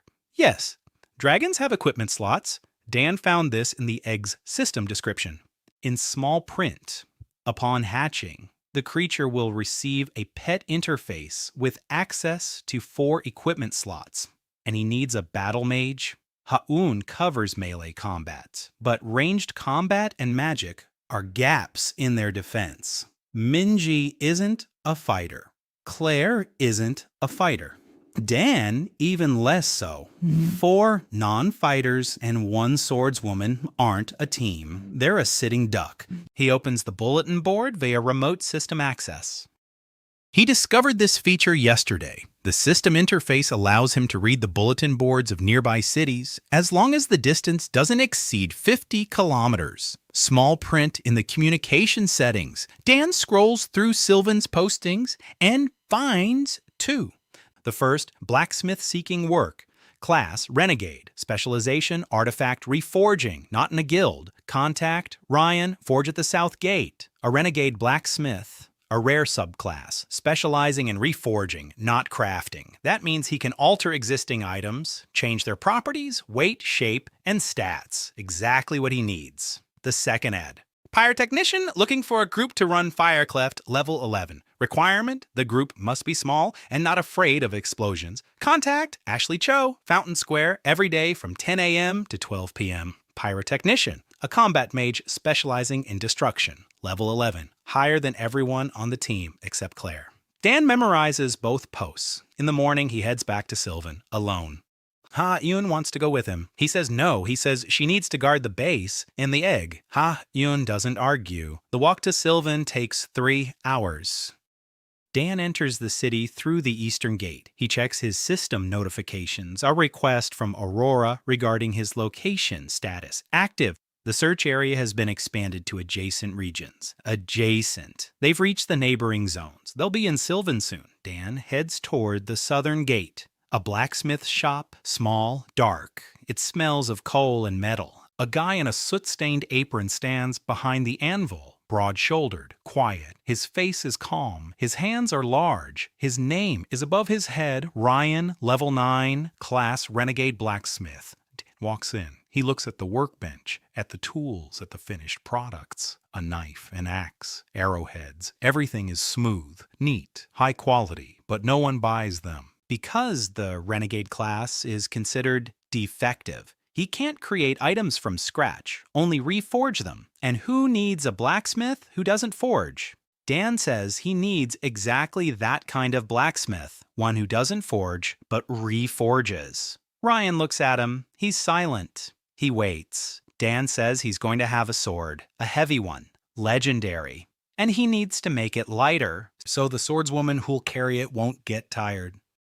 Ryan asks why he'd want to lighten a legendary weapon. Any normal player would be happy to haul any weight for the sake of legendary stats. Dan says her arms hurt, that she trains 6 hours a day, that she's 22 years old, and shouldn't lose the flexibility in her wrists by the time she's 30. Ryan is silent. He looks at Dan, then at his own hands, then at the anvil. Dan says one more thing. He says that Ryan isn't like his father's workshop, that his father's workshop made things in general, for the market, for profit, but Ryan will make things for a specific girl, so she won't get hurt. It's a different craft. Ryan stands by the anvil for a long time. Then he takes off his apron, hangs it on a nail, picks up the hammer, puts it in his inventory. Says he's going with it. Fountain Square, noon. Ashley Cho is sitting on the edge of the fountain juggling fireballs. 3 of them, red, hot. The NPCs around her flinch. She laughs. Her name appears above her head. Ashley Cho, level 11. Class Pyrotechnician of the Other Side. Dan approaches. She notices him. She looks at his profile. Level 5. Witness of the Paradox. Her eyes widen. She asks what kind of class that is. She's never seen it before. Dan says it's a long story. Ashley says she loves long stories. Dan says he has a small group, 4 people plus a blacksmith who just joined. He needs a ranged fighter. Ashley asks if there will be explosions. Dan says there will be. Definitely. Ashley puts out the fireballs. She stands up. She says she's coming. She doesn't ask where. She doesn't ask why. She just says she's bored and that Witness to the Paradox sounds like the name of a band that does something interesting. Dan returns to the tower with 2 new team members. Ryan walks in silence, hands in his pockets. Ashley chatters nonstop about spells, about explosions, about how she once accidentally set a tavern on fire and got kicked out of the guild, about how she soloed the Firecleft and earned the title, the one you don't want to piss off. She says all this in one long stream without pausing. Ryan looks at her once. Then he looks at Dan. His gaze says, seriously. Dan shrugs. The tower. Evening. 6 of them around the campfire. Dan, Ha-yun, Minji, Claire, Ryan, Ashley. A dragon egg lies on a rock next to the fire. It pulses. The shell has grown thinner. The shadow inside is larger. 38 days until hatching. Dan looks at his team. The swordswoman, the hacker, the merchant, the blacksmith, pyrotechnician, and him, Tester. 6 people in an abandoned tower at the edge of the forest. No guild, no resources, no plan other than to move forward and break everything that's poorly built. Ashley asks what their group is called. Dan says they don't have a name. Ashley says they need one. Min Ji suggests Null Pointer. Ha-yun doesn't get the joke. Claire suggests Liquidation Fund. Ryan stays silent. Ashley suggests Bug Fighters. Dan shakes his head, then he quietly says QA. Just QA, quietly, briefly. 2 characters. Minji laughs first, then Ashley, then Claire asks what it means. Dan says it means quality assurance. People who look for errors to make the world work better. Ha-un nods. She says she likes it. She didn't get the joke, but she likes the meaning. The fire crackles. The egg pulsates. Monsters howl outside the tower's walls, but inside, it's warm. The QA team is assembled. A month in the tower. 30 days of routine and quiet growth. Dan has set up a system. Every morning, Ha-un and Ashley head out to clear the nearest zones.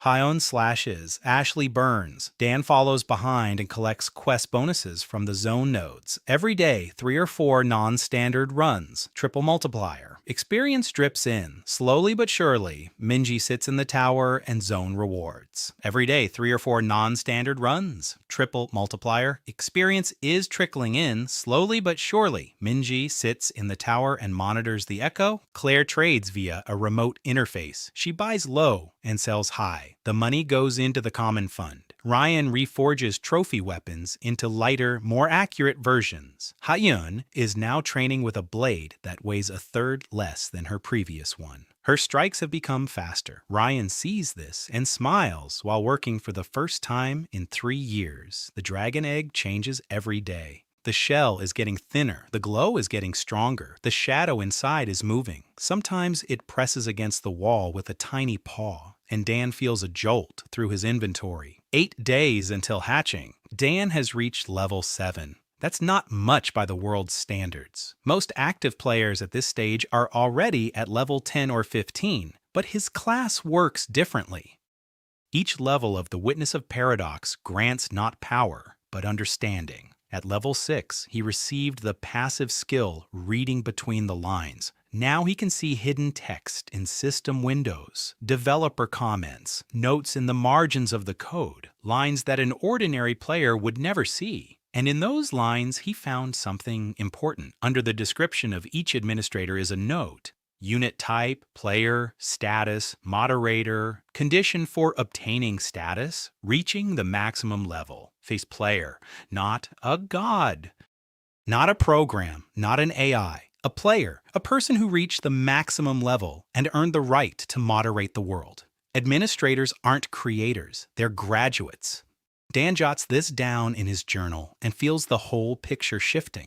If administrators are former players, then there might be people from his world among them, from Earth, from the 2020s. Those 3 time travelers people were whispering about on the Hanyan forums, the 3 who arrived in Ion before him, and one of them might be that very tester from build 0.9.7, the one who left the markers, the one whose handwriting matched his. On the 30th day, the egg hatches. Night. A bonfire in the tower. Everyone is asleep except Dan. He's on watch. The egg lies by the fire and suddenly a crack, a thin one, from the top to the bottom, then a second one, a third. The shell shatters into pieces and a creature tumbles out from inside. Small, black, with golden streaks, wet, about the size of a kitten. Its wings are pressed against its sides. Its eyes are enormous. Yellow, staring straight at Dan. System window. Dragon hatched. Species, shadow dragon. Quality, legendary. Binding, Daniel, so. Skills, hidden until pet level 5. Equipment slots 4. The little dragon sneezes. A spark flies out of its nostrils, small, golden. The spark lands on a dry twig, and the twig catches fire. Dan stomps it out with his foot. The little dragon looks at him. Then it wobbles on its wet paws and buries its nose in his knee. Warm, alive. It weighs about as much as a carton of milk. Dan picks it up. Ashley wakes up. She sees the dragon. She screams so loudly that everyone else wakes up. Han grabs her sword. Minji falls out of bed. Claire drops her vape. Ryan opens one eye and closes it again. Ashley is already standing over the little dragon, shaking Dan by the shoulder. She asks if she can touch it. Dan says yes. Ashley picks up the little dragon. It looks at her. Then it sneezes in her face. Another spark. Ashley's bangs catch fire. Minji puts it out with her palm. Ashley doesn't notice. She's in love. She asks what its name is. Dan says he hasn't thought of one yet. Ashley says he has golden eyes and black scales, and he sneezes fire. So Segfault, Segi to his friends. Minji laughs. Han asks what Segfault means. Minji explains that it's a programming error that occurs when a program tries to access memory that doesn't belong to it. Ha-Woo-sun nods. She looks as if she understands. Segi is lying on Ha-Won's lap, purring. He's the size of a cat, but the system description reads maximum size, category B, medium-sized flyer. A medium-sized flyer is the size of a horse. A year later, Dan strokes Segi's head and thinks. They now have a dragon, a legendary pet at an unnamed base in a tower that isn't on the map. 6 people and 1 lizard against the world. In the morning, anew. Claire intercepts a message via the trade network. The Aurora Guild has entered Sylvan. 20 fighters, levels 20 to 35, led by the deputy guildmaster. They're looking for a player who obtained a legendary item in the starting zone. They're looking for Dan. He's sitting in the tower, reading this message. Then he opens the map. Sylvan is a 3-hour walk away. Aurora is in Sylvan. If they find out about the tower, they'll come here. He needs to decide, keep running or stay put. Dan thinks it over. Then he does what he does best. He opens the system interface and looks for a loophole, and he finds one. The Aurora Guild has submitted an official search request. The request is registered in the system, which means it's subject to the system's rules. Rule 14 of the Cross-Game Interactions section. Searching for a player is not possible if the player in question is located in a zone of diplomatic immunity. Diplomatic immunity. This is a status granted to factions that have signed a non-aggression pact with 3 or more NPC settlements. Dan isn't a faction. But the rules don't specify that a faction must consist of a certain number of people. It says, a group of players registered as a faction. 6 people constitute a group. Dan opens the faction registration interface. Requirement, a minimum of 3 treaties with NPC settlements. He has the benefactor of Henyon reputation. That counts as 1 contract. He has a contract with Sylvan's apothecary to supply potions. That's the second one. He needs a 3rd. Dan looks at the map. Within a 50-kilometer radius, there are 3 NPC settlements, Hanyang, Sylvan, and 1 unnamed settlement. A village on the edge of the forest, 200 residents. It's never been visited by players because there are no quests there and no dungeons nearby. An abandoned village. Dan takes Claire and heads toward the village. It's a 2-hour walk. The village is small, 10 houses, a farm, a mill. The village elder is standing by the well, green icon, NPC. Dan approaches and offers a contract, protection of the village in exchange for trading rights. The village elder agrees. Village NPCs will agree to any contract as long as the offer is phrased correctly. System window. Cooperation contract with the settlement concluded. 3/3 contracts required to register a faction. Dan registers the faction name, QA, status, neutral, home base, abandoned tower, system window. The QA faction has been registered, diplomatic immunity activated. Searching for faction members via system queries is blocked. Dan returns to the tower, opens the log. Aurora's query, status, blocked. The player you're looking for is in a diplomatic immunity zone. Aurora can no longer search for him through the system. They can search manually on foot with their own eyes, but the system won't help them anymore. And finding a tower that isn't on the map in an unclassified zone without system assistance is like looking for a bug in the code without a debugger. It's possible, but it'll take a very long time. 2 months go by quickly when you have a goal. Dan reaches level 10, minor exploits, stealthy workarounds, bug reports written with surgical precision. Every report is a risk. The administrators see everyone, but Dan has learned to write them so that the report looks like a helpful suggestion rather than a threat. He doesn't break the system, he points out the cracks, and the system rewards him for his honesty. 10 bug reports in 2 months. Each one earned him experience and an item. A night vision necklace, boots of silence, a blurred contour cloak, precision touch gloves, every item from the system, each one unique. None of them exist in the loot tables that regular players see. Rewards for a tester. Minji studied the echo pattern. She found a pattern. A desync echo dissipates within 72 hours unless its source repeats the action. But if 2 echoes from different sources overlap, they partially cancel each other out. Interference, like sound waves. This means that if Dan and Minji exploit simultaneously at the same point, their echoes collide and the combined trace becomes smaller than that of a single one. They test it. It works. Dan creates noise. Minji creates anti-noise. The administrators see a flat background instead of spikes, a shield of noise. Exactly what Dan planned. Segi is growing. In 2 months, he's grown from a kitten to a large dog. His black scales gleam. Golden veins glow in the dark. He's learned to fly, not very high, just 5 meters, but that's enough to scout the area from the air. Ashley taught him to fetch a stick. Hayun taught him to sit on command. Ryan made him his first set of armor. 4 plates of enchanted steel for his paws. Segi walks in them and clatters across the stone like a little horse.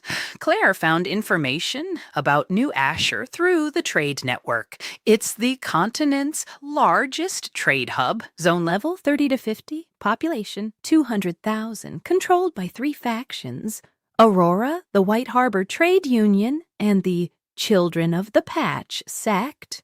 The Children of the Patch. Dan had heard of them, fanatics who believe the system is God. That ion is paradise.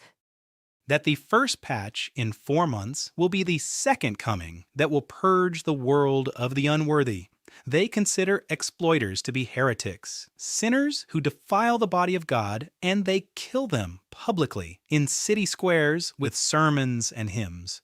To them, Dan isn't just an enemy, he's the Antichrist, a tester who deliberately breaks the divine code. The team gathers around the campfire. Dan unfolds a map. He says they need to go to New Asher. There's a market there. There's information there. There are answers to the questions that keep him awake at night. Who created Ion? Why? And who left version 0.9.7 markers all over the world? Ha'un nods. She'll go wherever he tells her to.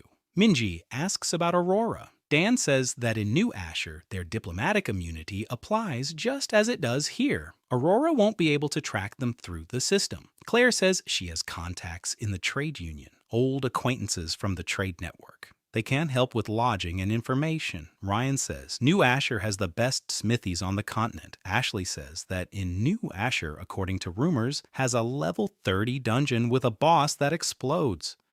She really wants to see a boss that explodes. They set out at dawn, 6 people and a dragon. The journey to New Asher through the mountain pass takes a week. The NPC caravan is taking the southern route. Dan chooses the northern one. It's longer, more dangerous, but less conspicuous. Mountains, cold, paths along the cliffs. Level 20, 25 monsters roam the slopes. Hayan and Ashley work as a team. The swordswoman leads the way. The pyrotechnician follows behind. Hayan slashes at those who get too close. Ashley burns those who are far away. Dan walks between them and counts the quest bonuses. Triple multiplier. Experience is rolling in. On the third day of their journey, they encounter a patrol of Patch's children, 5 of them in white robes. With system code symbols on their chests, the leader is level 22, the rest are 18, 20. The leader spots Segi. He sees Dan's profile, witness of the paradox. His expression changes. He says that witness is the title of a heretic, that the system has marked him, that he must be purified.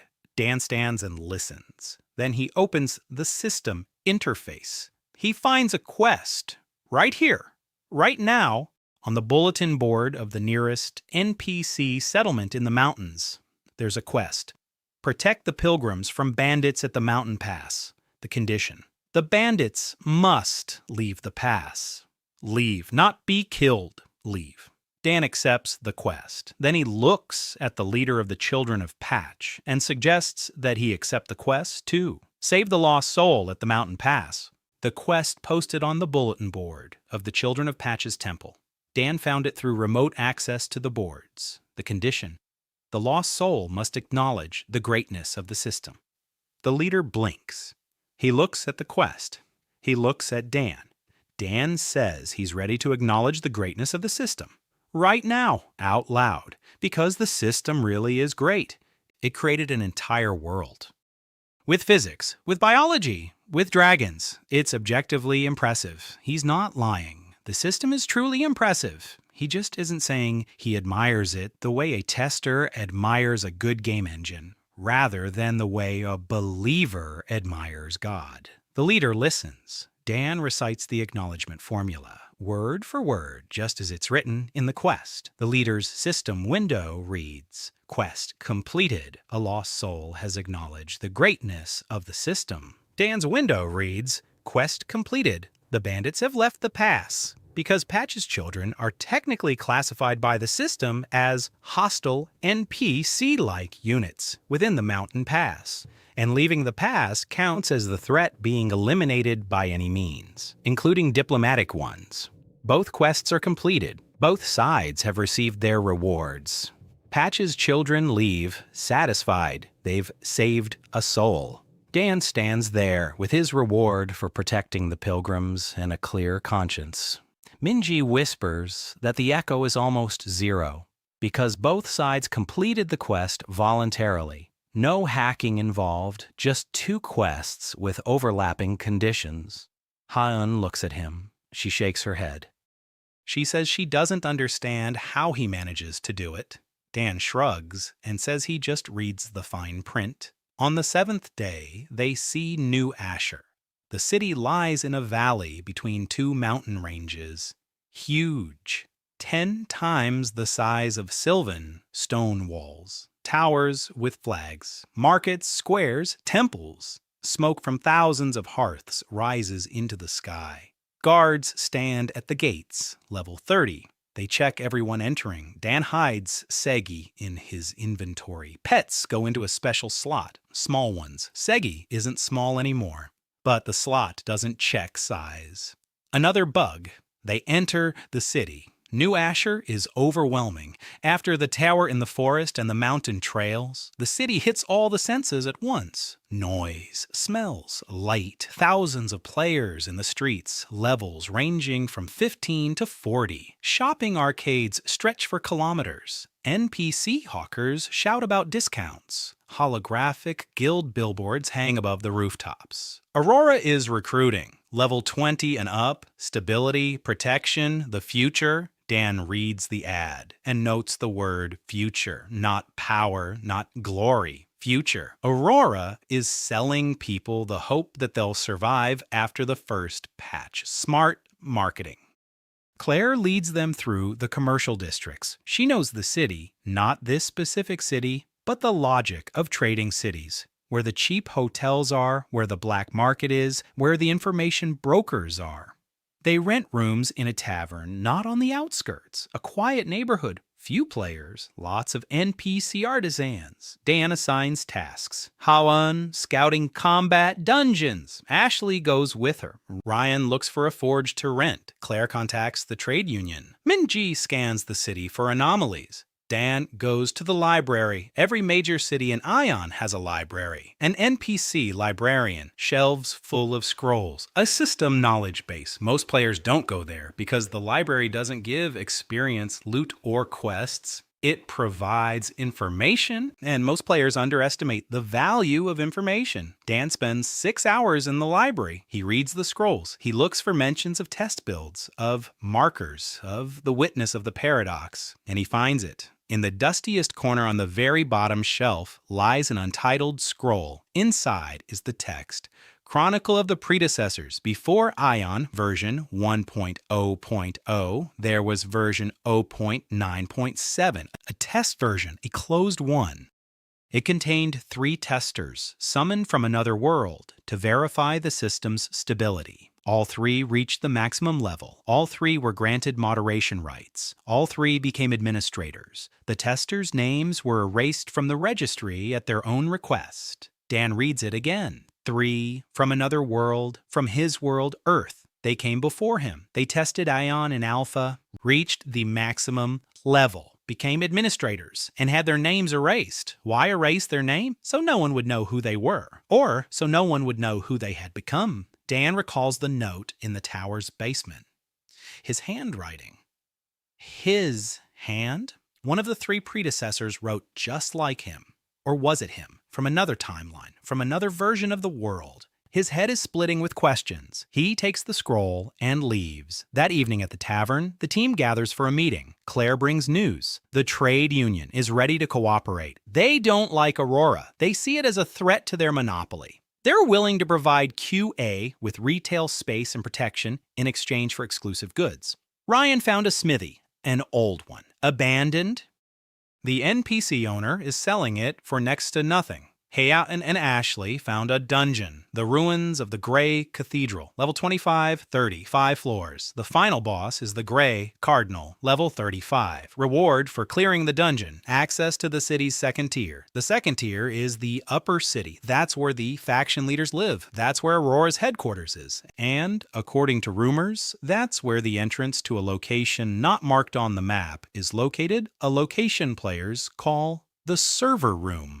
Dan hears that word, and his heart skips a beat. The server room, the place where the world's data is stored. The root directory, root access. Minji brings the latest news and the worst news. She's detected a ripple in the city, not from exploits. A different one, an old one, a deep one. A ripple that permeates the entire city from its foundations to its rooftops. As if all of New Asher were built on top of a single giant desync echo. As if the city itself were a glitch. Minji says the echo is coming from below, from beneath the city, from beneath the ground. And it pulses, like a heartbeat. Dan stands by the tavern window and looks out at the city. Thousands of lights.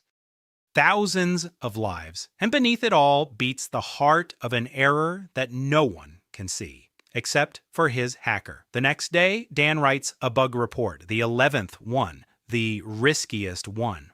Bug report number 011, component, New Asher City infrastructure.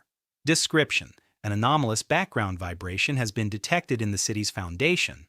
The vibration matches a desync pattern, echo, but has no point source. Hypothesis. The city is built on top of an unsealed test object from build 0.9.7. Recommendation, conduct diagnostics of the city's underground layers. He clicks send. Processing. It takes a long time. 1 minute, 2, 3, the system window changes color, not to gold, to white. Bug report received. Rating, classified. Reward, locked until personally verified by the administrator. Personally verified. That means the administrator will come in person to him to check. Minji turns pale. He says he's just summoned the very person they're hiding from. Dan nods. He says that's exactly what he needs because he wants to talk to the administrator. in person, eye to eye or eye to mask. He wants to ask one question, a simple one. You're from Earth, and you left markers for me. The administrator arrives 3 days later, not at night, not in a dark alley, in broad daylight, right in the middle of the market square. People part, not out of fear, out of emptiness. The air around the administrator fades. Colors dim, sounds die down, as if the world around him is running on mute. A white mask with no eye slits. A white cloak, no weapons. No level on his profile. Just a blank line. He stands in the middle of the square and doesn't move. Dan steps out of the tavern, alone, his team behind him. Hakan with a sword, Ashley with fire in her palms, Minji with her console open, Claire with the trading interface, Ryan with a hammer, Segi growls, quietly, deeply, already the size of a pony. Dan takes 20 steps toward the administrator. He stops. The square empties. Players and NPCs leave without looking back. Instinct. Dan looks at the mask. The mask looks at Dan, and the administrator speaks. For the first time since Dan ever heard of administrators, one of them actually utters words. The voice is even, emotionless, accentless. It says it received a report. It says the report is accurate.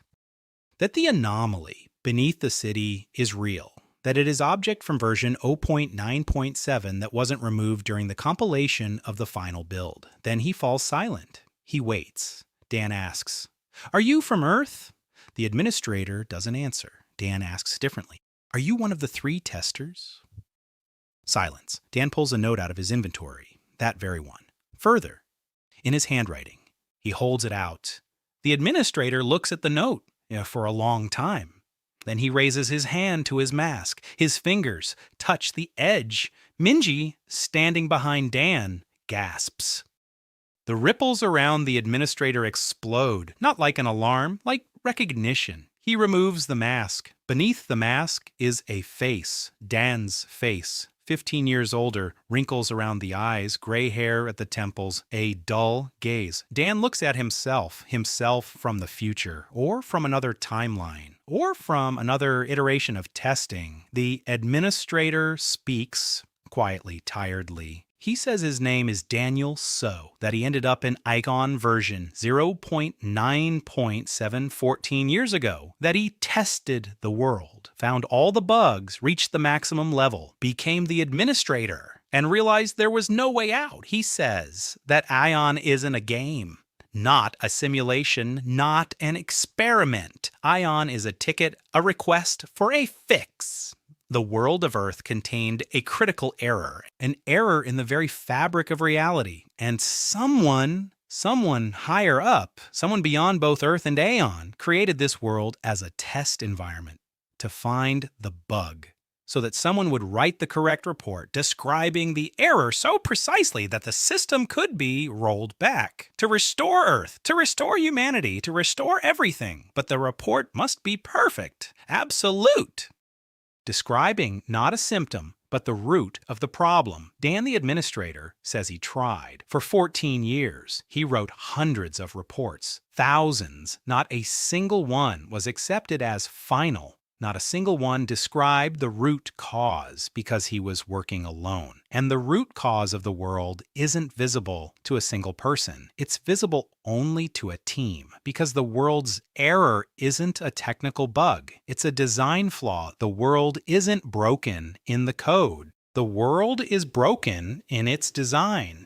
People have been turned into NPCs not because of a bug, but because the system determined that 80% of people aren't active enough to be considered players.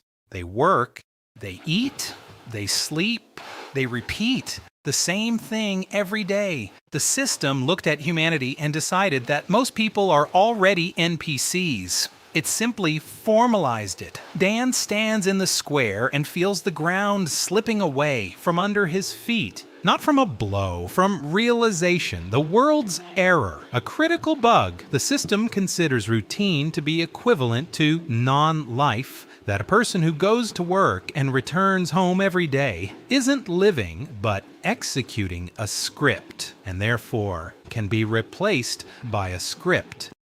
The root cause Not in the code, in the definition of life. Dan, the administrator, says he left markers, a note, decoys, because he realized he couldn't handle it alone, that he needed another him, younger, with a team, with people by his side. Because there's only one way to prove to the system that routine isn't the same as not being alive, to show that people who do the same thing every day are still alive. That an NPC florist can learn to make an omelet, that an NPC pharmacist can show gratitude, that an NPC elder can enter into a contract, not because he's programmed to, but because he was offered the chance. Then the administrator says one last thing. He says, don't send the final report. He's already tried. The world isn't a game you can just shut down. The world is a ticket that will never be resolved. Dan looks at his aged face, at his lifeless eyes, at the emptiness behind them, and he smiles. That very same smile from the first day in Khan Square. He says, what's the difference between you and me? You tried it alone. I have a team. The administrator looks at him, then over his shoulder, at the 6 behind him, at the swordswoman with her blade, at the hacker with his console, at the merchant with her contract, at the blacksmith with his hammer, at the pyrotechnician with his fire, at the pony-sized dragon that growls and sparks. The administrator is silent. Then he puts on a mask, turns around, walks away, doesn't vanish. For the first time in the world's memory, the administrator doesn't dissolve into thin air, but walks away on foot, like a human. Dan stands in the square. His hands are shaking. A single thought pounds in his head. The final bug report. He needs to describe not a technical error, but an error in the definition of life. And he has proof. Sora, the NPC florist from Hanyang. She's the only NPC who's learned something new, who's acquired a skill, who chose what she wanted for breakfast. If the system sees that an NPC can grow, then the definition NPC equals non-life will collapse. And if that definition collapses, 80% of humanity will cease to be mere decorations. Dan turns to the team. He says they need to return to Hanyang to find Sora and bring her here to the server room beneath New Asher, where the heart of the world beats, and show the system that it was wrong. The journey back to Hanyang takes 5 days. Segi carries Dan and Minji on his back. The rest walk, quickly, almost at a run, because time is running out. 4 weeks until the first patch. And Dan now knows that the patch isn't just an update, it's a recompilation. The system will rebuild the world from scratch. Those it considers NPCs will remain NPCs forever. The rewrite will be irreversible. 4 weeks, Hanyang greets them with rain. The city has changed. In half a year, the walls have darkened. The streets have narrowed. NPCs walk the same routes, repeating the same phrases. Good afternoon, how can I help you? Fresh rice at the best price. Come on in, don't hesitate. The same words every day, like a script. Dan walks toward the flower shop on East Street. The shop is still there. Flowers on the counter. And standing behind the counter is Sora, Park Sora. She looks about 19. Her hair is tucked behind her ears. Her apron has dirt stains on it. A green icon hovers above her head. An NPC. She looks up. She sees Dan, and she smiles. Not a standard NPC smile, a different one, a real one. She remembers him. Dan stands before her and feels his throat tighten. He was here 6 months ago. He pulled a trick on her system using a bug in the NPC memory mechanics. He gave her a fragment of a memory. He gave her back a piece of her past life on Earth. She was a pediatrician in Busan. She treated children, and now she stands behind the counter with flowers and remembers it. Sora says she's been waiting for him, that every morning she opened the shop and scanned the street, that she learned to cook 3 dishes, an omelet, rice with vegetables, and soup, a simple soup, but her own. Not from a system recipe, her very own. In her system window, a line reads, Cooking Skill, Level 3. Level 3.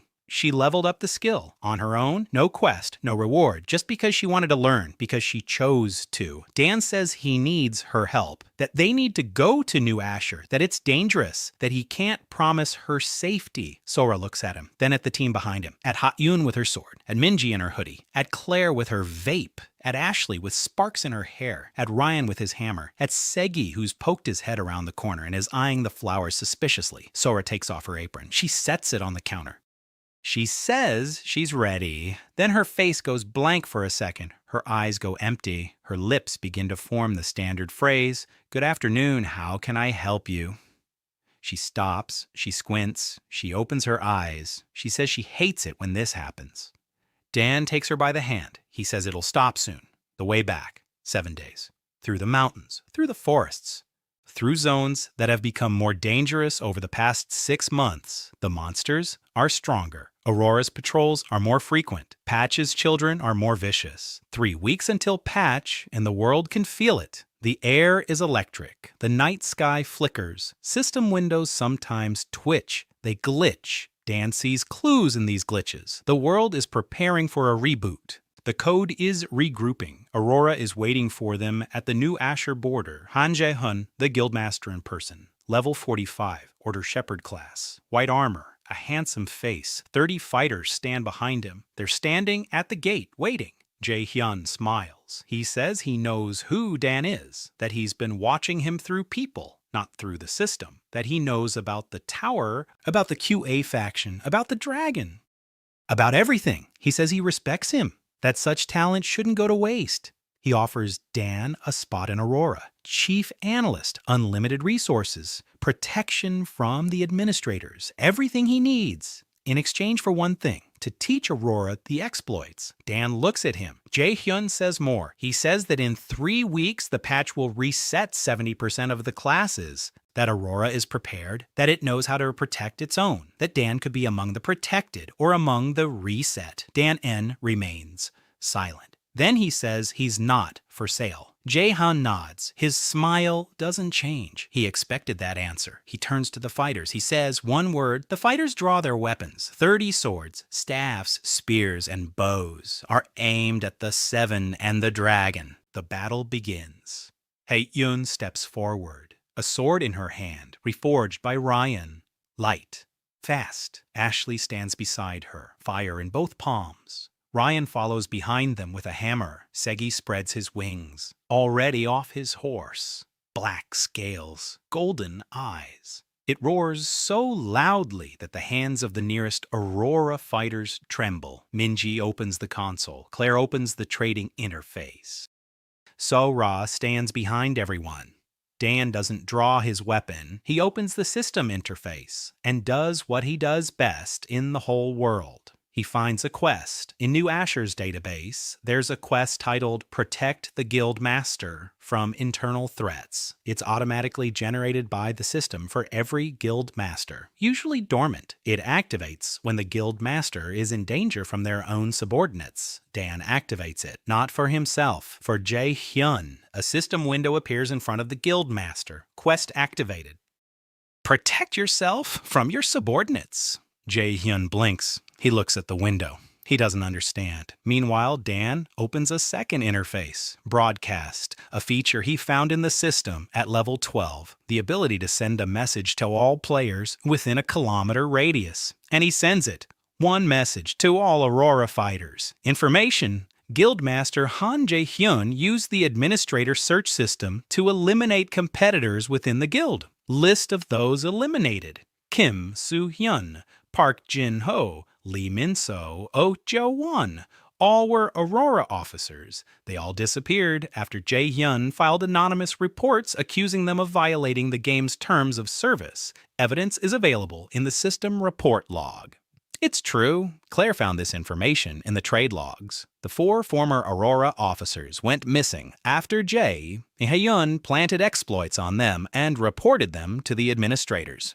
He used the system as a weapon against his own people. 30 Aurora fighters read the message. They look at Jae-hyun, they look at each other. Jae-hyun turns pale. He says it's a lie, but his voice trembles because it isn't a lie the first The first fighter lowers his sword. The second, The third, they don't attack Jae-hyun, but they no longer stand behind him either. The quest, protect the guild leader from his subordinates, flashes because the subordinates are no longer a threat. They just stand there and remain silent. Jae-hyun is alone, without an army, without a shield of other swords. He looks at Dan, he speaks softly. he says that Dan thinks he's fixing the world for people, but Jae-hyun knows that the world can't be fixed. All you can do is choose who will be discarded, Dan replies. He says that no one will be discarded, not a single one. Jae-hyun shakes his head. He walks away, alone, through the gate, into the city. His fighters step aside. They don't stop him. They don't follow. The path is clear.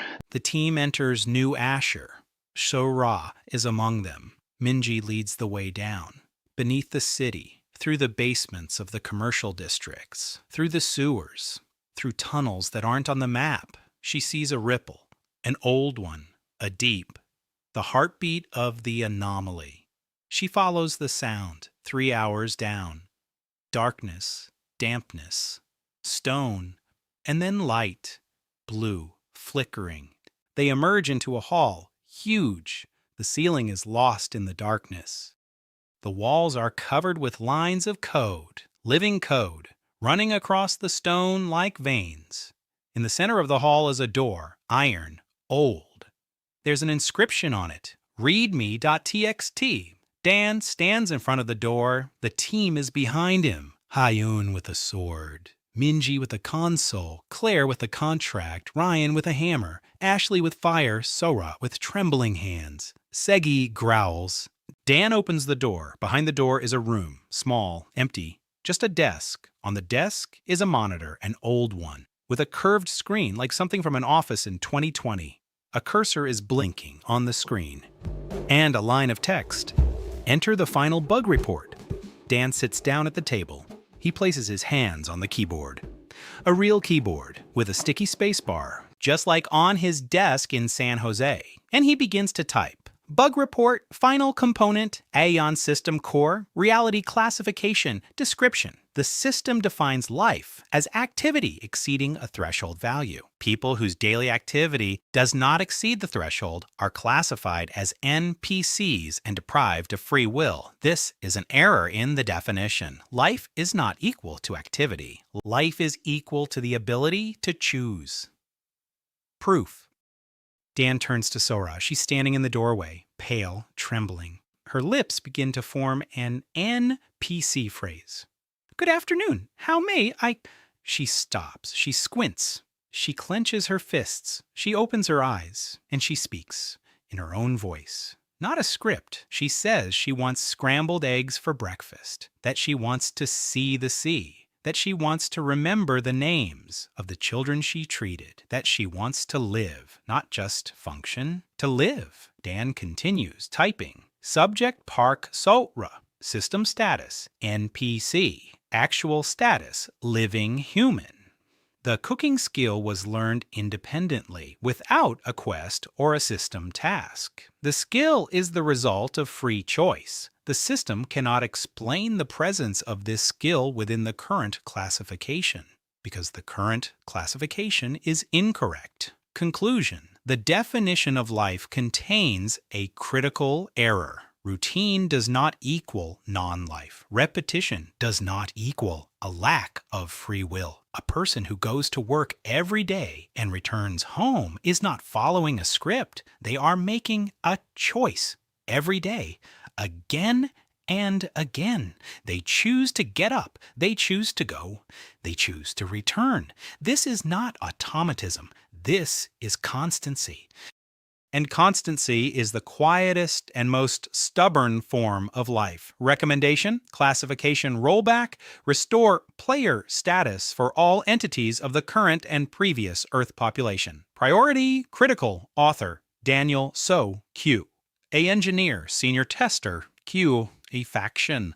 Dan rereads it, every word, every line, as if it were the best bug report of his life. So then he looks at the send button, he looks at the team. Han nods, Minji nods, Claire nods, Ryan nods, Ashley nods, Sora nods. Segi snorts a golden spark. Dan presses the button. The screen goes dark. Silence. 1 second, 2, 5, 10, nothing. Then the floor trembles beneath his feet. The walls of the hall flare up. The code on the stone accelerates. It runs faster, brighter. The lines merge into streams. The streams into rivers. Rivers of light flow down the walls, across the ceiling, and across the floor. The monitor turns on. A single line appears on the screen. Bug report accepted. Evaluation. Final quality of description sufficient. Processing. In progress. Estimated time. Undetermined. Thank you.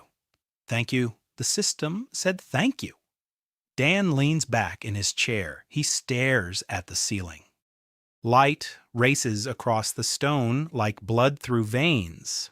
The world is processing the report. Maybe it will take minutes, maybe years, maybe he won't see the result, but the report has been accepted, final, sufficient. The first in 14 years that the system didn't reject, because it contained something that wasn't in the thousands of reports from its older version. Proof, living proof, standing in the doorway, with the skill cooking level 3. Sora approaches. She takes his hand. Her hand is warm, alive, not scripted. Ha-Yun stands beside him, sword in its sheath. Minji closes the console. Claire pulls out her vape and takes a drag. Her hands aren't shaking, for the first time in months. Ryan stands by the wall. His arms are crossed. He's calm. Ashley sits on the floor, stroking Segi. The dragon is curled up in a ball. Its golden eyes are closed. It purrs. Silence, light, warmth, 6 people and a dragon in a room beneath the world. Dan closes his eyes. He doesn't know what tomorrow will bring. He doesn't know if the system will roll back the classification. He doesn't know if the NPCs will wake up. He doesn't know if Claire will find her family.